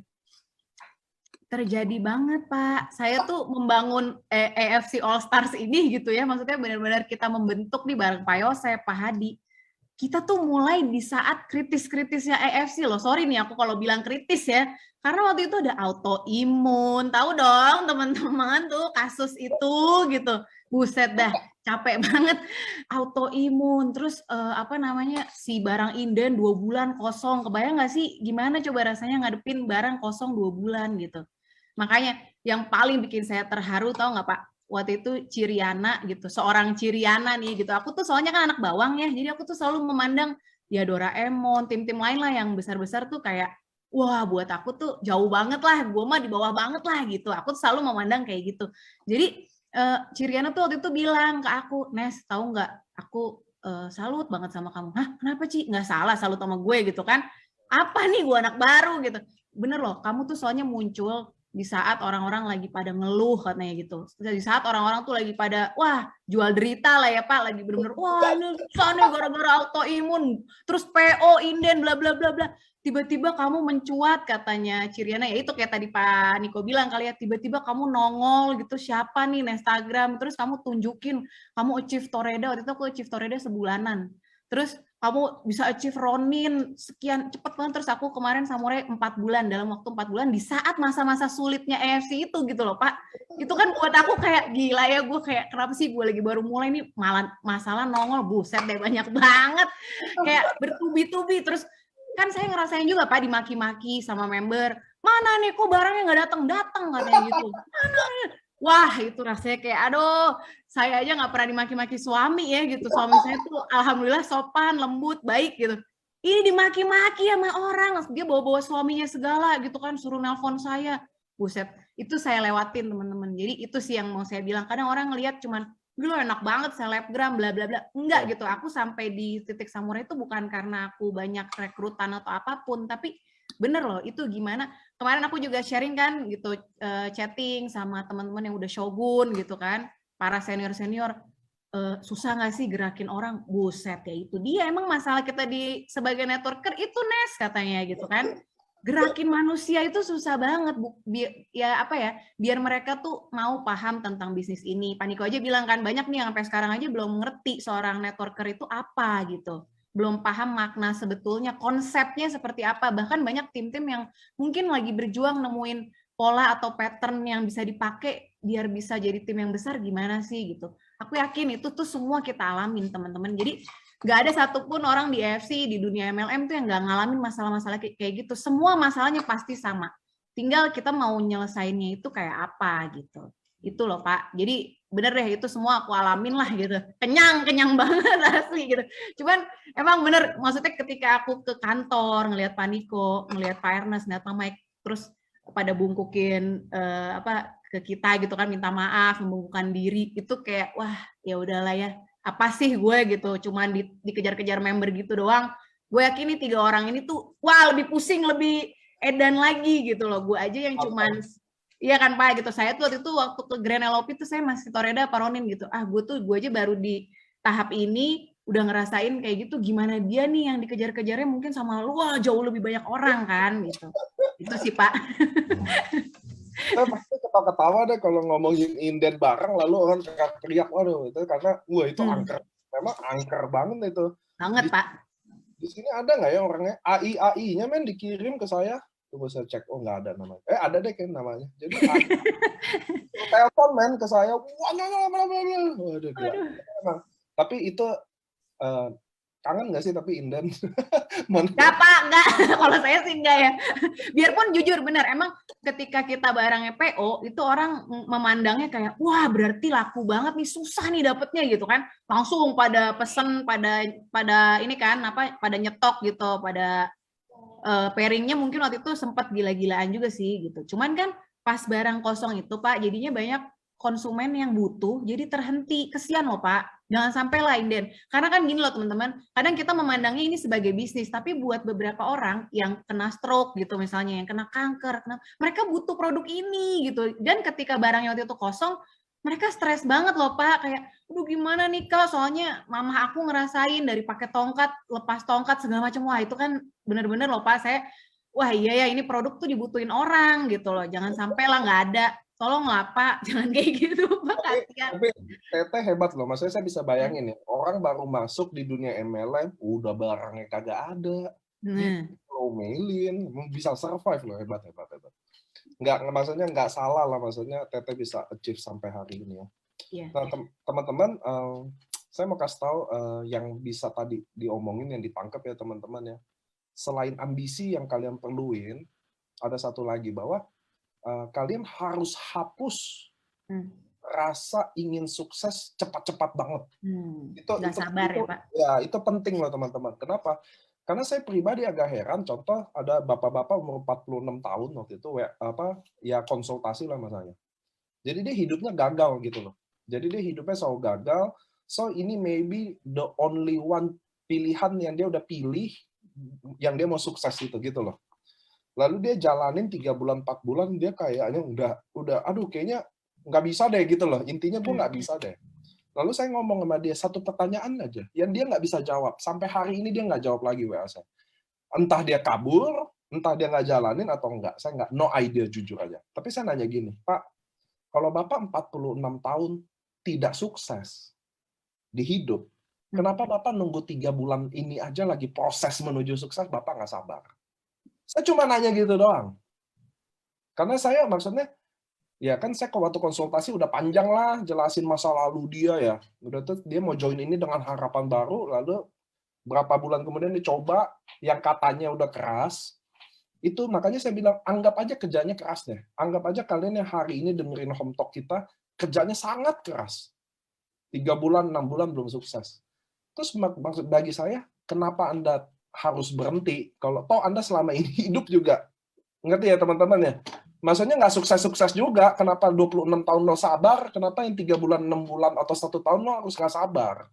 Itu sih yang saya tanya ke orang, kenapa sih pengen cepat-cepat banget sukses, kenapa nggak dibalik aja, kalian fokus sama prosesnya, kalian hadepin tuh semua, karena kalau kalian baca buku-buku orang sukses pun, itu semua bab 1 perkenalan, bab 2 masalahnya, susahnya dia. Pasti gitu deh. Bab ketiga titik baliknya. Bab keempat happy endingnya. Semua gitu. Kalian nonton sinetron tuh Ikatan Cinta. Coba lihat deh. Pasti ribut-ribut dulu tuh di awal. Ya kan? Maksudnya hidup tuh semua gitu teman-teman. Jadi dengerin saya ya. Semua set story Anda, cerita sedih Anda hari ini, nanti akan diukir teman-teman, semakin sedih semakin bagus. Karena nanti waktu Anda naik panggung atau sukses, buku itu jadi perfect. Ngerti ya teman-teman ya? Nah, sama kayak Teteh juga. Teteh kan 8 bulan ini roller coaster. 2 miliar, wah, jaringannya besar. Tapi ini kalau andai kata ya, Teh ya. Ini andai kata ya. Kalau tiba-tiba datang masalah besar, Teteh komit nggak hadepin itu? Karena ibaratnya nih, oke, lu momen enaknya sekarang, waktu nggak enak, Teteh siap nggak hadepin itu? Andai kata datang. Karena hidup kan berputar dong, setuju ya? Naik, turun, berkembang, gugur. Ada orang yang siap waktu enaknya kan. Waktu itu semua, Teteh bakal hadepin nggak sih? Saya bakal hadepin banget, Pak. Kenapa? Nih, aku mau teman-teman, aku mau nambahin tadi yang Pak Niko bilang gitu. Aku mau nambahin buat teman-teman, kenapa aku bilang mau sesulit apapun aku mau bertahan. Soalnya aku udah lihat finishnya, teman-teman. Jadi gini, ketika kita masuk ke suatu, anggaplah lomba lari, jujur deh, kalau kita belum lihat garis finishnya, semangat nggak lombanya? Nggak bakalan semangat, Pak. Mana orang kelihatan juga enggak garisnya gitu kan, ngapain gitu gue lari-lari di sini, misalnya taruhlah maraton gitu ya, kita kan ibaratnya nih kita lagi maraton nih gitu. Maraton itu prosesnya luar biasa karena 42 kilo loh teman-teman. Aku tuh biasa lari 5 kilo, 10 kilo, belasan kilo, dan cobain deh lari itu capek banget Pak gitu. Tapi aku bertahan terus gitu, bertahan terus karena aku udah tahu ada finishnya kok gitu loh, tuh garisnya di situ gitu. Nanti kita di situ dapat minuman, dapat makanan gitu kan, dapat medali gitu. Nah itu teman-teman, coba deh teman-teman lihat garis finishnya. Buat saat ini finish kita semua sih Bushido. Siapa sih yang nggak mau jadi Bushido gitu? Kalau teman-teman yang udah join di AFC nih ya, mungkin di sini ada yang belum join, mungkin ada orang luar tuh tadi aja ada penyusup kan. Nah, kalau teman-teman yang udah di AFC, nggak mungkin nggak pengen jadi Bushido. Buat saya ya Pak, Bushido itu tuh lambang kemandirian finansial yang sesungguhnya gitu. Kan pernah ya pasti teman-teman lihat ya, income Bushido per detik, per menit, per jam, pernah gitu. Jadi ibaratnya ketika kita tidur pun, kita menghasilkan uang tuh masuk terus gitu. Siapa sih yang nggak mau gitu? Bisa punya Pak, aku sih selalu ngelihatnya Pak Budi ya gitu, karena Pak Budi kebetulan upline kita kan, mungkin upline kita semua lah kalau Pak Budi ya. Jadi, nah aku ngeliat Pak Budi tuh gimana ya, bisa ada di suatu sistem autopilot yang kita bisa terima puluhan juta per hari tanpa kerja yang betul-betul, ya sorry ya maksudnya kerja tenaga kayak kuli panggul misalnya gitu kan, kita kan kerjanya nggak kayak gitu teman-teman. Masa kita nggak mau sih bertahan 2-3 tahun deh gitu. Orang bangun jaringan nggak gampang loh, nggak dalam satu malam kayak candi 1000 candi bisa jadi pakai jin gitu kan, enggak gitu loh. Orang tuh bangun jaringan, Pak Budi dulu bangun jaringan tuh juga, aku tahu kisah-kisahnya Pak Budi gitu. Aku tuh kalau telepon sama Pak Budi bisa 2 jam. Itu ngobrol bener-bener loh Pak gitu. Kan kita tuh orang baru kenal ya, aku sama Pak Budi kan baru kenal sejak aku di AFC gitu. Tapi bener-bener aku tuh, kalau kita mau jadi Bushido ya belajar dari Bushido gitu. Terserah boleh dari Ko Ardian, Ko Yohanes, tapi kalau kita mau jadi Bushido, belajar dari Bushido gitu. Nah, kebetulan karena aku paling dekat sama Pak Budi, aku banyak belajar sama Pak Budi. Orang tuh bangun itu tuh nggak sekejap mata, teman-teman, gitu loh. Maksudnya, Pak Budi tuh bangun juga, ya mungkin Pak Budi contoh luar biasa ya, dalam 2 tahun gitu kan, Pak Budi. Gitu. Kalau kita mungkin lebih dari itu, tapi kan masa kita nggak mau sih kerja keras dulu nih ya, bangun dulu jaringan kita semampu kita, hadapin di masalah apa kayak gitu loh. Karena mau sampai di tahap ratusan juta, miliaran kayak gitu tuh ada proses yang harus dilewatin. Masa kita nggak mau sih gitu. Contoh ya suami saya Pak, kerja di 10 tahun di Pertamina. Pertamina loh, suami saya tuh di Pertamina. 10 tahun dia di Pertamina, tapi gajinya per bulan 35 juta. Saya pernah dapat 35 juta satu hari. Itu loh teman-teman, aku pengen ngasih tahu teman-teman, emang ada ya kerjaan lain yang lo fokus nih ya, 2 tahun, 3 tahun lo betul-betul fokus, coba deh, coba dulu, jangan nyerah duluan gitu. Coba dulu, bangun jaringan pelan-pelan, terus nurture gitu, maksudnya member-member tuh diperhatiin gitu, di kayak tadi saya bilang ya, kita dengerin dia masalahnya apa, ayo satu-satu betul-betul kita jaga mereka gitu, jangan sampai hilang gitu. Ya masa sih teman-teman nggak mau gitu, ngelakuin hal kayak gitu, ngadepin apapun masalahnya, demi garis finish yang kita kan juga udah bisa lihat gitu. Sekarang malah Bushido udah ada 9 ya Pak, udah nambah lagi gitu. Itu kan kita kan bisa lihat teman-teman, mereka orang-orang yang luar biasa pasti, tapi kan juga bukan berarti harus profesor ya kan Pak? Bukan berarti harus di sini tuh benar kata Paniko, bukan bisnis buat orang pinter, bukan buat orang kaya, bukan buat orang yang famous, selebgram, artis. Emangnya ada gitu selebgram artis yang udah Bushido? Nggak ada tuh. Coba kalau misalnya emang dari jumlah followers itu menentukan keberhasilan, harusnya udah pada Bushido dong mereka gitu. Gue Budi nggak main IG bahkan, saya tag dia kan? nggak pernah ada apa juga. Itu gitu. Jadi di sini tuh cuman buat orang-orang yang punya kemauan keras, pantang menyerah, gigih, coba deh dilihat siapapun itu gitu, pasti itu yang mereka punya gitu. Itu sih Pak. Dan honestly untuk Bushido kan gini, kalian lihat Anwarengnya 3,5 M ya, kalian harus lihat per bulannya loh dia dapat berapa. Iya benar. Anwarengnya 3,5 M tuh masih kecil banget dibanding per bulan yang dia dapat. Benar. Pak Budi pernah kemarin dia cerita per bulan dia 800 juta Pak. Karena kan dia juga itu kan itu 800 juta dari satu titik terus bonus Unilevelnya juga belum, itu gila sih gitu, kayak wah belum fokusnya. benar aduh Pak Budi. Tapi yang saya mau bilang sama teman-teman ya, not even 2-3 tahun kalau tahu finishnya Bushido di kami yang rata-rata anggap aja deh 660 juta deh, nggak usah plus semua deh, gitu. sebulan dengan tahunan 3,5 M, nggak usah 2 tahun 3 tahun teman-teman, 10 tahun juga orang mau fight. Saya tadi kalau hitung-hitungan ya, contoh bisnis apa sih yang bisa profitnya bisa sampai 800-900 juta dan beneran orang dapetin gitu loh, kecuali kan ada marketing plan-nya ini lebih gede nih, bisa 5 M, iya tapi nggak ada yang pernah achieve, ya ngapain gitu loh. Saya juga bisa bikin marketing plan kayak gitu, saya bisa bikin bapaknya Bushido, tapi total pairing-nya harus 100.000 pair gitu loh, ya itu mah ngapain diomongin.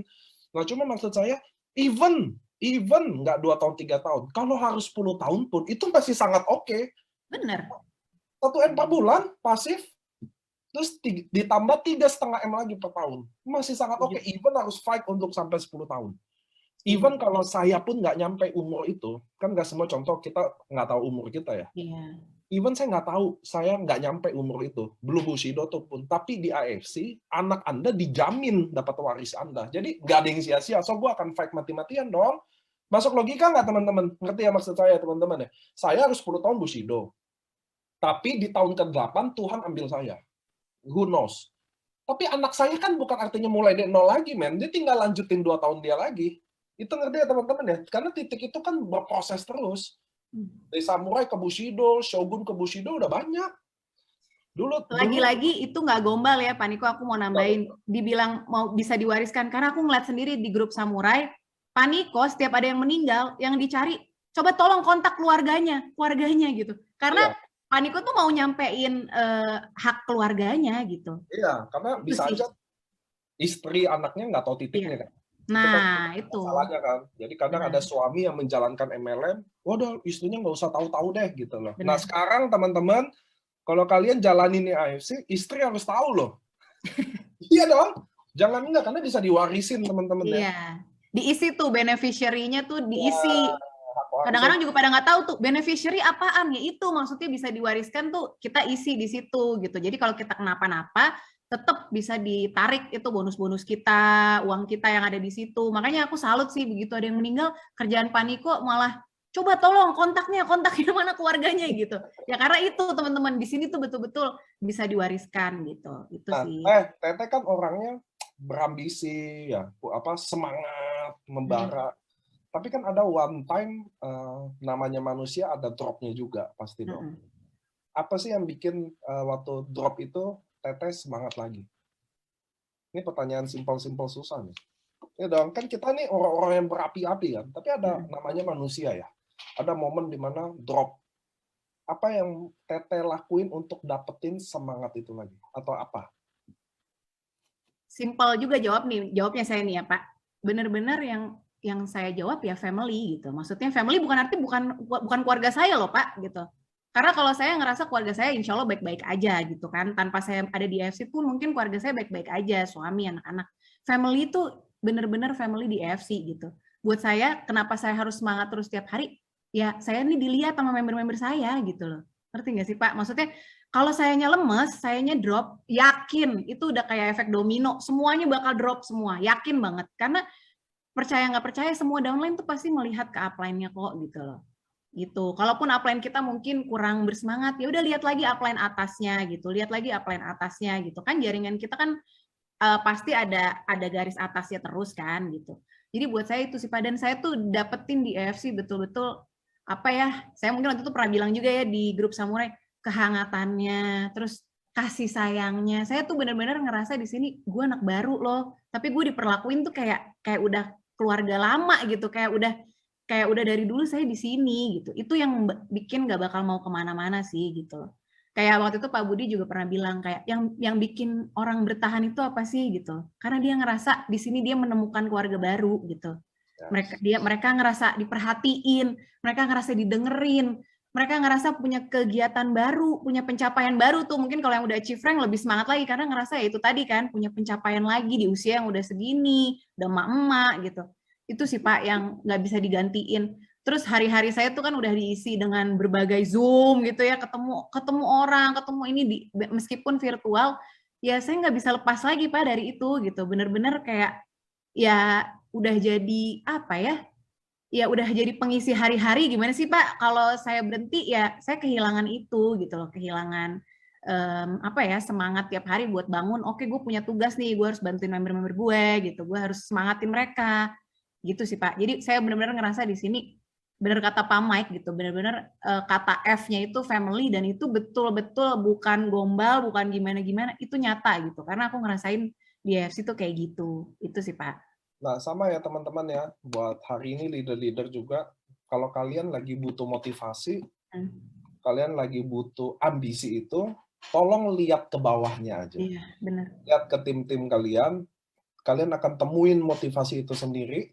Mungkin hari ini juga yang ada yang udah passive income ya, belum 600 tapi 20 juta tapi udah gue udah mantep nih gitu loh. Nengok-nengok lagi ke bawah, lihat deh siapa yang bisa kita bantu. Karena saya juga gitu. Saya kenapa kayak gila, gue nggak pernah sedikit pun kenal istilah capek atau lelah, karena waktu saya buka WhatsApp saya, selalu ada yang lagi minta tolong tuh di situ. Pak, gue udah saya kemarin beberapa hari lalu nggak tahu ada di sini nggak. Dia seorang dokter, dia udah hampir give up gitu loh, karena udah menurun nih Pak, udah gini. Akhirnya kita konsultasi, akhirnya semangat lagi. Itu yang saya mau bilang. Kalian akan selalu temuin tuh semangat itu, bener. Caranya nengok aja deh ke bawah. Kalau nggak buka tuh handphone, jangan mulai nggak dibales ya.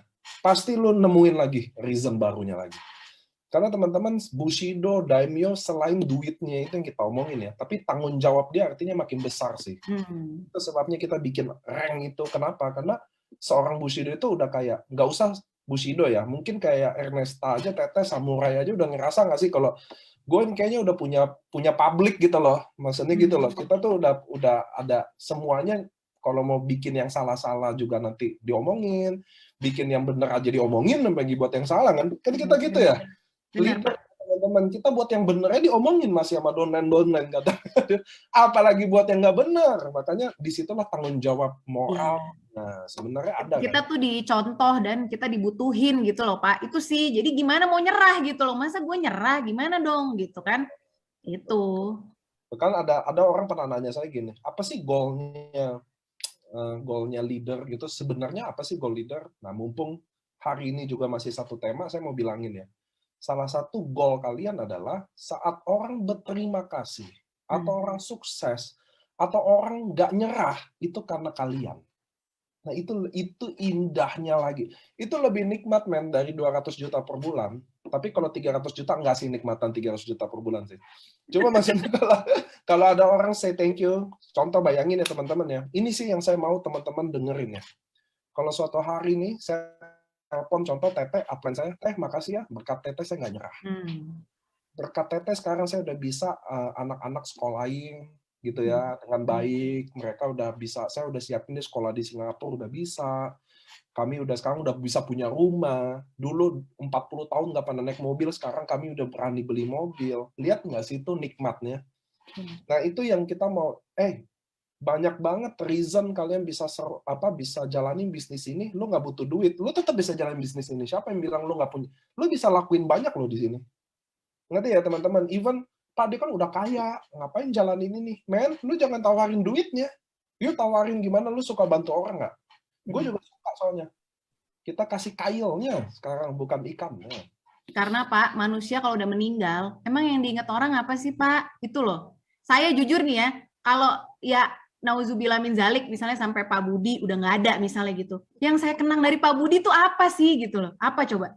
Ya luar biasanya beliau tuh membimbing saya gitu, bantuin saya. Saya telepon jam berapapun dia ada gitu loh. Dia mau bantuin, kan saya selalu bilang, Pak kasih tahu saya Pak kalau saya salah langkah gitu. Pak kasih tahu saya, ingetin saya kalau saya salah atau apa. Itu loh Pak, benar-benar yang saya bilang family-nya luar biasa di AFC itu gitu loh. Terlepas dari materi ya gitu, tapi saya ngerasain Pak Budi itu selalu ada gitu. Itu sih. Jadi buat saya ketika seseorang nggak ada, emang yang diingat berapa income dia gitu kan? Enggak gitu loh. Terus rumahnya segede apa, mobilnya apa, merek apa mobilnya, enggak. Yang dikenang tuh pasti dia tuh dulu pernah loh bantuin gue kayak gini di saat gue susah gitu kan, di saat gue benar-benar ngerasa terpuruk misalnya kayak gitu-gitu. Itu yang diingat orang teman-teman. Jadi legacy kita, warisan kita hidup di dunia tuh itu gitu. Maksudnya kita bisa jadi berkah buat orang lain, jadi bermanfaat buat orang lain. Ya itu sih, makanya kan di dalam Islam juga diajarin ya Pak, manusia yang paling mulia itu yang paling banyak manfaat buat orang lain gitu. Itu gitu, bukan yang kekayaannya sekian triliun gitu, enggak. Diinget juga kagak gitu kan, malah biasanya orang-orang yang terlalu kaya gitu banyak ininya lah gitu, banyak buruk-buruknya malah gitu diinget sama orang. Malah kalau udah pergi. Gitu teman-teman, itu sih bener banget Pak. Oke, 2 pertanyaan terakhir. Pertanyaan yang pertama adalah Teteh kan di Bandung. Jadi rata-rata jaringan di Bandung nggak? Enggak. Nah, ini nih orang suka salah kaprah. Katanya aku megang Bandung. Enggak juga sebenarnya Pak. Saya tuh justru gini, jadi saya dulu kan suami kan pindah-pindah terus nih ya. Saya pernah tinggal di Jambi 3 tahun. Tuh orang-orang nggak tahu tuh. Aku ke pasar jalan kaki, gendong-gendong anak saya pakai kain jarik gitu kan. Ya namanya hidup sendiri, merantau gimana sih gitu. Aku pernah di Jambi, pernah di Palembang, pernah tinggal di Bali, pernah di mana-mana gitu kan. Nah, jadi emang waktu saya tinggal di kota-kota itu, saya kan dulu senang jalan-jalan nih orangnya. Nah, jadinya kayaknya muncul followers tuh karena saya suka posting lagi di objek wisatanya di sana, misalnya gitu loh Pak. Nah, itu juga jadi bahan promosi tuh teman-teman. Kayak kita tuh orang yang aktif, dilihat orang, oh ini real nih orangnya ada gitu. Terus follow gitu kan, postingannya menarik, follow. Jadi memang followers saya tuh banyak banget yang di luar daerah. Jadi benar-benar makanya ada member saya yang di Papua, di Sulawesi, Kalimantan, Sumatera, itu banyak banget justru. Emang sih mungkin Bandung salah satu berapa persen ya, mungkin kalau dari 100%, mungkin Bandung tuh sekitar 30-40%-nya lah gitu. Tapi sisanya tuh justru tersebar di berbagai penjuru Nusantara gitu Pak. Terus di Bandung sendiri Teh kan, maaf ya, kan orangnya agak unik-unik kan kalau Bandung. Banget. Bukan unik, tepatnya agak santai. Gimana how manage kalau enggak gimana manage tim yang maaf ya cenderungnya gini. Kalau saya percaya geografis soalnya. Jadi kalau orang yang di pesisir biasanya lebih keras. Orang di pesisir tuh rata-rata lebih kerja tuh keras karena udah sifat. Karena kalau dia nggak keras dia nggak akan bertahan kan. Dia harus nelayan, ngedepin ombak, angin laut dia malam, pagi dia pulang. Beda sama orang pegunungan yang memang agak-agak santai gitu. Kalau di Manado tuh tomohonnya gitu loh, pasti lebih nyantai dibanding pesisirnya. Itu udah hukum mutlak lah. Sama Sunda, kaum Sunda yang di daerah kayak Anyer gitu sama yang di gunung pasti beda. Saya sih percaya geografis itu karena Allah ciptain sesuai sifat sama geografisnya. So gimana manage Bandung yang menurut saya pasti lebih baby dibanding kota-kota yang keras ya, kayak Makassar. Makassar tuh keras, pesisiran rata-rata kan pelaut gitu loh. Jadi orangnya memang jiwa survive-nya tinggi-tinggi. Gimana Teteh ngurus yang di Bandungnya gitu loh? Karena pasti unik deh. Jadi maksudnya spesifik yang di Bandungnya ya Pak? Betul. Karena kan ada cenderung santai. Banget. Jadi gini teman-teman, aku tuh bukan orang Bandung. Makanya kalau Pak Niko bilang teteh-teteh tuh kadang-kadang aku aduh gitu, aku bukan orang Bandung. Jadi Bukan aku tuh Bandung. aku asli Jakarta, terus lahir juga di Jakarta, tinggal di Jakarta berpuluh-puluh tahun. Nah, waktu suamiku penempatan di Bandung, baru tuh aku pindah Bandung 2 tahun lalu gitu. Cuman bersyukurnya kalau kata Pak Gun nih, kamu tuh momentumnya pas banget. Kamu pindah ke Bandung, terus kamu goes, terus kebetulan nih Pak, kebetulan aku goesnya juga rada berprestasi nih kan. Contohnya aja kayak bisa 400 kilo, terus di Bandung itu ada suatu komunitas sepeda yang adu kekuatan dari pokoknya kita goes ke Lembang tuh menitnya berapa, kebetulan aku tuh salah satu perempuan yang menitnya oke banget gitu, kayak orang tuh ngeliatnya gila nih cewek strong banget gitu. Nah jadi aku memang banyak disorot juga di Bandung gitu dari segi pesepedaan ini juga, dan makanya kata Pak Gun udahlah sepeda lagi mencuat, makanya member aku juga banyak yang pegoes kan Pak gitu. Nah itu jadi kita tuh ketika misalnya kita kurang teman, coba deh gabung di komunitas. Jadi pergaulan kita tuh juga makin luas gitu. Itu Pak. Terus memang benar orang Bandung tuh slow banget. Terus jujur ya, keluar duitnya susah banget orang Bandung tuh. Itu beneran. Coba deh, jualan apapun di Bandung, buka usaha, kalau mahal dikit, nggak bakal laku. Parah di Bandung tuh parah. Jadi price list-nya tuh jauh banget sama di Jakarta. Makanya dulu waktu aku pertama pindah ke Bandung, setiap makan di restoran bayar aja berapa? Murah banget, gila. Kalau di Jakarta tuh bayar misalnya bisa 800, 900. Di Bandung paling 300 gitu, 400 setengahnya. Itu teman-teman. Jadi buat menghadapi Bandung tuh kita harus punya strategi sendiri gitu. Dan jujur ya Pak, aku tuh pas banget alhamdulillah menemukan jenderal-jenderal aku di Bandung yang mereka tuh pergaulannya udah luar biasa lah gitu di Bandung. Jadi itu hebatnya networking itu tuh. Jadi ketika kita punya suatu kekurangan, itu dilengkapi sama tim kita gitu. Jadi jujur yang jago tuh urusan Bandung tuh tim-tim di bawah aku. Mereka tuh orang-orang Bandung, dedengkot Bandung lah kalau kata Paniko nih ya. Dedengkot Bandung, jaringan mereka yang betul-betul sebenarnya tuh luas banget gitu. Makanya kadang orang memandangnya, wah aku yang megang Bandung, padahal enggak juga, itu kerjaan jenderal-jenderal aku tuh gitu. Dan Bandung itu kan dia cuman ukurannya 1/6 Jakarta ya teman-teman, penduduknya juga lebih sedikit dari Jakarta. Jadi sebenarnya itu orangnya itu-itu aja di Bandung gitu loh Pak. Kalau di Jakarta mungkin masih lebih luas, tapi di Bandung tuh sebetulnya sempit banget gitu. Makanya itu sih, kalau aku tuh triknya ya itulah menghadapi Bandung. Justru aku sebetulnya pendatang soalnya di sini gitu loh. Aku bukan orang Bandung gitu. Saya sepedaan paling jauh sih rumah sama Indomaret udah. Sepeda 2 kali doang udah tuh nyerah. Sakit ternyata sepeda. Tuh kata Pak Mike, saya nih yang pegang Bandung. Iya, baik. Wah, Pak, hebat ya. Kalau orang bisa sepedaan tuh hebat ya teman-teman. Saya nggak bisa. Saya selangkangan sakit banget gila. Bapak nggak pakai celana pesepeda kali Pak? Ada celananya Pak khusus. Nah, jadi sepedaan menurut saya dari rumah ke Indomaret adalah yang paling maksimal lah. Oke, pertanyaan terakhir buat tutup aja. Mungkin hari ini ada beberapa saya lihat kan downline teteh ada di sini. Ada nggak sih kata-kata yang mungkin kita sedikit lagi kan ini 16 Agustus, which is tinggal berapa hari, 30-an hari aja kita udah hampir di finish per periode tahun ini di mana kita akan mulai. Promo Ruby juga masih ada teman-teman. Bukan hari ini berakhirnya, besok jam 23.59. Ada nggak sih mungkin yang Teteh mau sampaikan ke membernya dan teman-teman juga yang lagi nonton, yang lagi berjuang di ending-ending ini, ada nggak sih dari kata-kata dari Teteh sendiri untuk mereka? Intinya yang membatasi diri kita tuh bener cuman diri kita sendiri itu sih Pak. Aku cuman mau ngomong itu. Jadi there's no limit gitu. Sebenarnya manusia itu diciptain Allah udah sempurna banget.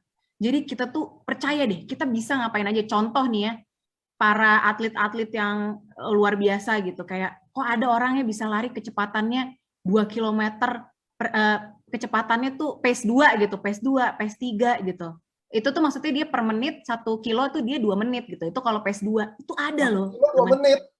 Iya Pak, itu Kipchoge namanya. Kebetulan karena aku pelari ya, jadi aku tahu tuh gitu. Itu udah kayak citah Pak gitu. Jadi there's no limit gitu sebetulnya. Jadi yang membatasi emang diri kita sendiri. Jadi kalau teman-teman yakin, oke nih annual rank bentar lagi udah tutup gitu. Gue kayaknya pairing gue masih banyak banget nih, masih sisa banyak. Bisa, nggak ada yang nggak bisa. Tinggal kitanya mau usaha nggak gitu. Udah itu aja kok gitu. Aku udah buktiin sendiri. Kalau orang bilang EFC ini kendaraan tercepat, bla bla bla, beneran itu nggak gombal, sekali lagi itu beneran gitu. Aku udah rasain sendiri. Tapi yang penting kita fokus, kita serius. Ya sama ya, semua pekerjaan juga kalau kita nggak fokus, nggak serius, gimana mau bisa, nggak bakalan bisa gitu kan. Dan ya benar-benar kita yakin bahwa diri kita mampu.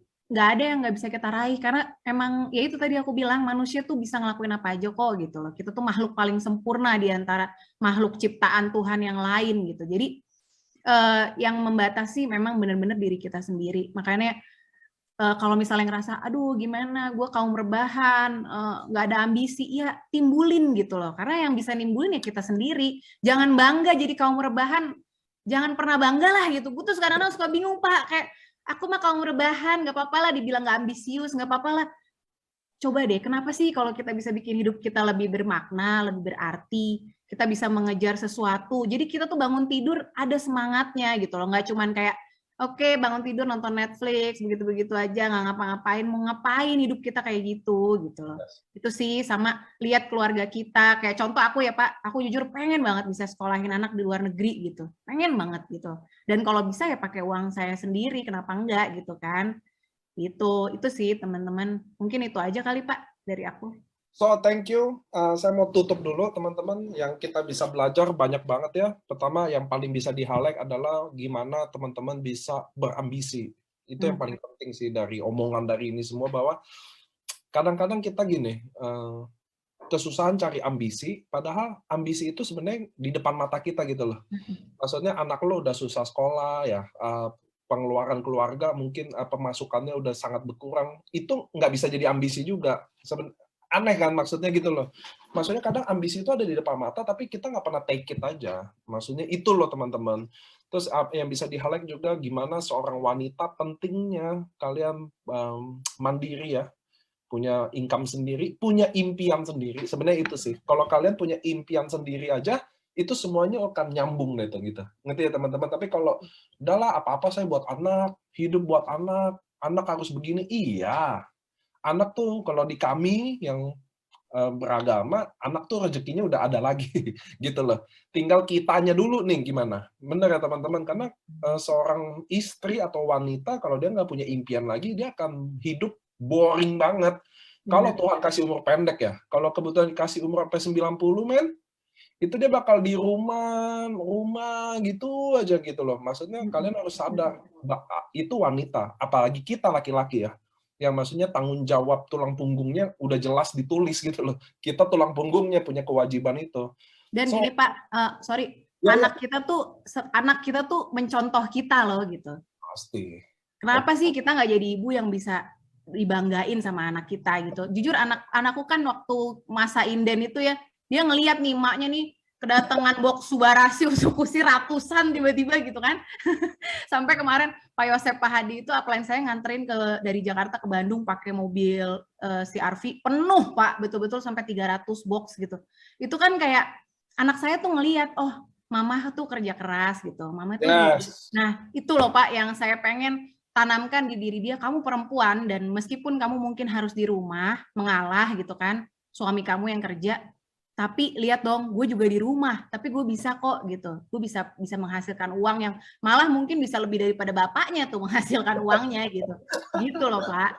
Nggak, tapi it's very very good teman-teman. Mudah-mudahan kalian bisa belajar banyak hal. Tadi saya udah highlight ya, ambisi, bagaimana si wanita yang baik, apalagi yang laki-laki kita ya teman-teman. Terus buat di ending juga kita lagi fight buat tutup periode ini, mudah-mudahan kalian akan jadi berdasarkan memang kerja keras kalian gitu loh. Kalau lu nggak kerja, lu nggak bantuin tim lo, nggak akan bisa. Sama main jujur aja Pak, di AFC main jujur juga bisa kok gitu loh, nggak perlu undercutting, nggak perlu, bisa gitu. Saya udah buktiin bisa loh. Saya paling bingung kenapa lo harus undercutting sih. Saya bingung banget kenapa nggak kita semua kompak aja 1650 men. Udah selesai gamenya. Kenapa harus satu nyurang dikit, nanti satu nggak mau kalah. Aneh banget gitu loh. Udah tuh kalau ketahuan dibuang semuanya, semua tuh rewardnya. Mubazir dong, maksud saya gitu loh. Aneh nggak? Tapi itu di luar logika saya. Andai kata maaf ya teman-teman ya, tapi ini nggak ada maaf sih. buat yang main energi cutting, andai lu punya otak dikit aja, kasih harga semua sama nih, semua udah komplit sama. Ya lu jadi lebih untung nggak sih maksudnya? Aneh banget. Nggak bener masuk logika saya loh. Kadang dia berani rugi, yang penting dapat trade gitu loh. Kalau dapat, ternyata ketangkep namanya apes, angus dong semuanya. Aduh, aneh banget. Saya di luar, cuma wajar. Lebih banyak orang bodoh daripada orang pintar kan gitu. Di hidup gitu loh teman-teman. Lebih banyak orang gagal dibanding orang sukses. Kenapa? Ya karena nggak semua orang punya ambisi hebat, konsisten, Iya. orang disiplin. Gua aja kalau disiplin juga, aduh, Indomie, aduh, udah lemah deh, jam berapa udah saya makan, daripada udah bilang, jam 8 malam nggak mau makan. Nggak bisa, ada Indomie, gue makan. Tapi maksud saya, emang itu susah, cuma, aduh, kalau ini kan ngomongin untung. Pinter lah dikit, jangan maksudnya jangan bego-bego banget. Dia rela bener-bener buang, semua bonusnya dia buang. Yang penting dia udah hitung, dapat trip Dubai nih. Gitu loh. Kalau perlu dia nombok dikit, tapi kalau Dubai dapat, masih untung lah sedikit-sedikit. Bodohnya, udah itu ketangkep, angus semua. Heran loh. Saya heran banget. Tapi, nggak tahu. Ya lebih suka dia pakai gitu. Nah, teman-teman, hari ini kita belajar ya. Ternyata MLM itu nggak harus orang lama aja yang sukses. Itu salah satunya di mana Teh Ernesta datang ke sini buat, orang baru juga bisa loh. Nah, kebetulan saya udah pernah ketemu dia juga, makan, ketemu Ko Budi Darwin juga saya sering ya, apalagi Ko Budi Darwin. Mereka semua ternyata manusia, teman-teman. Bener. Waktu itu saya ketemu di restoran, dia masih makan nasinya. Kecuali dia nggak makan nasi, dia makan sumpitnya, makan mangkoknya. Aneh tuh ya, Pak. Ya, saya Manusia bilang, aneh tuh. ini nggak bisa diikutin nih, dia emang debus. Jadi ternyata saya mau kasih tahu teman-teman, hari ini buat pelajarannya apa sih? Kalau Budi Darwin bisa, Adrian bisa, Ernesta yang baru masuk bisa. Jadi bisnis ini bisa aja. Jadi semua orang bisa. Bedanya apa? Ada yang sabar, ada yang enggak. Iya. Ada yang lagi perjuangin, ada yang kurang memperjuanginnya. Dan saya yakin teman-teman kalian sendiri yang tahu kok. Kenapa hari ini kalian ada di sini atau belum kondisinya belum baik. Saya yakin itu karena kalian tahu kalian tiap hari ngapain kok. So di AFC teman-teman bukan buat tempat orang yang lama yang mengerti MLM sukses, enggak juga. Ternyata Ernesta orang pertama main MLM, orang baru juga join, belum setahun, 8 bulan, join di masa inden, join di masa autoimun. Ternyata dia bisa aja. Ternyata dia bisa. So, saya mudah-mudahan kita berdoa, kalian juga bisa hari ini ya. Saya share tuh beberapa hari di Instagram, saya bilang kalau kita promo Ruby H-1 gitu ya. Promo ini H- ini. Kalau andai kata sukses itu hari ini, bukan H-1, H-2, bukan besok atau besok, hari ini kalian lagi ngapain tuh? Itu pertanyaan saya sebenarnya gitu tuh. Kalau hari ini hari kesuksesan kita. Gini, sampai sebelum datang ke Zoom ini, kalian lagi ngapain? Itu aja patokannya. Kenapa kita susah sukses? Gampang. Sebelum teman-teman tidur, pikirin, gue dari pagi sampai sore ngapain? Buat AFC-nya deh. Nah, itu dari situ kelihatan kok kalian kemana. Gitu ya teman-teman. Jadi nggak susah. Beneran. Anak saya aja sampai ngomong kok, Pak. Anak saya sampai, Mami Zoom terus. Wah, itu ya gimana? Kerjaannya Zoom. Juga, sama. Saya juga ternyata. Keluarga komplain. Ini makin di rumah katanya kira PPKM malah lebih santai. Agak Zoom terus. Tapi emang gitu ya teman-teman ya. Mudah-mudahan kalian, saya berterima kasih, kalian bisa datang investasi waktu. Saya juga mau terima kasih buat Tete yang udah sharing semuanya. Saya juga mau terima kasih buat kalian yang hari ini lagi berjuangin atas nama masa depan kalian. Mudah-mudahan Tuhan dengar karena Tuhan nggak pernah tidur. Oke teman-teman semua. Terima kasih udah datang. Terima kasih lagi buat Tete. Mudah-mudahan kalian jadi orang next yang ada di Home Talk ini. Yang bisa saling sharing lagi ya teman-teman. Karena kita di AFC semua keluarga, semua saling sharing. Dadah. Thank you Tete. Thank you Pak Niko teman-teman. Assalamualaikum.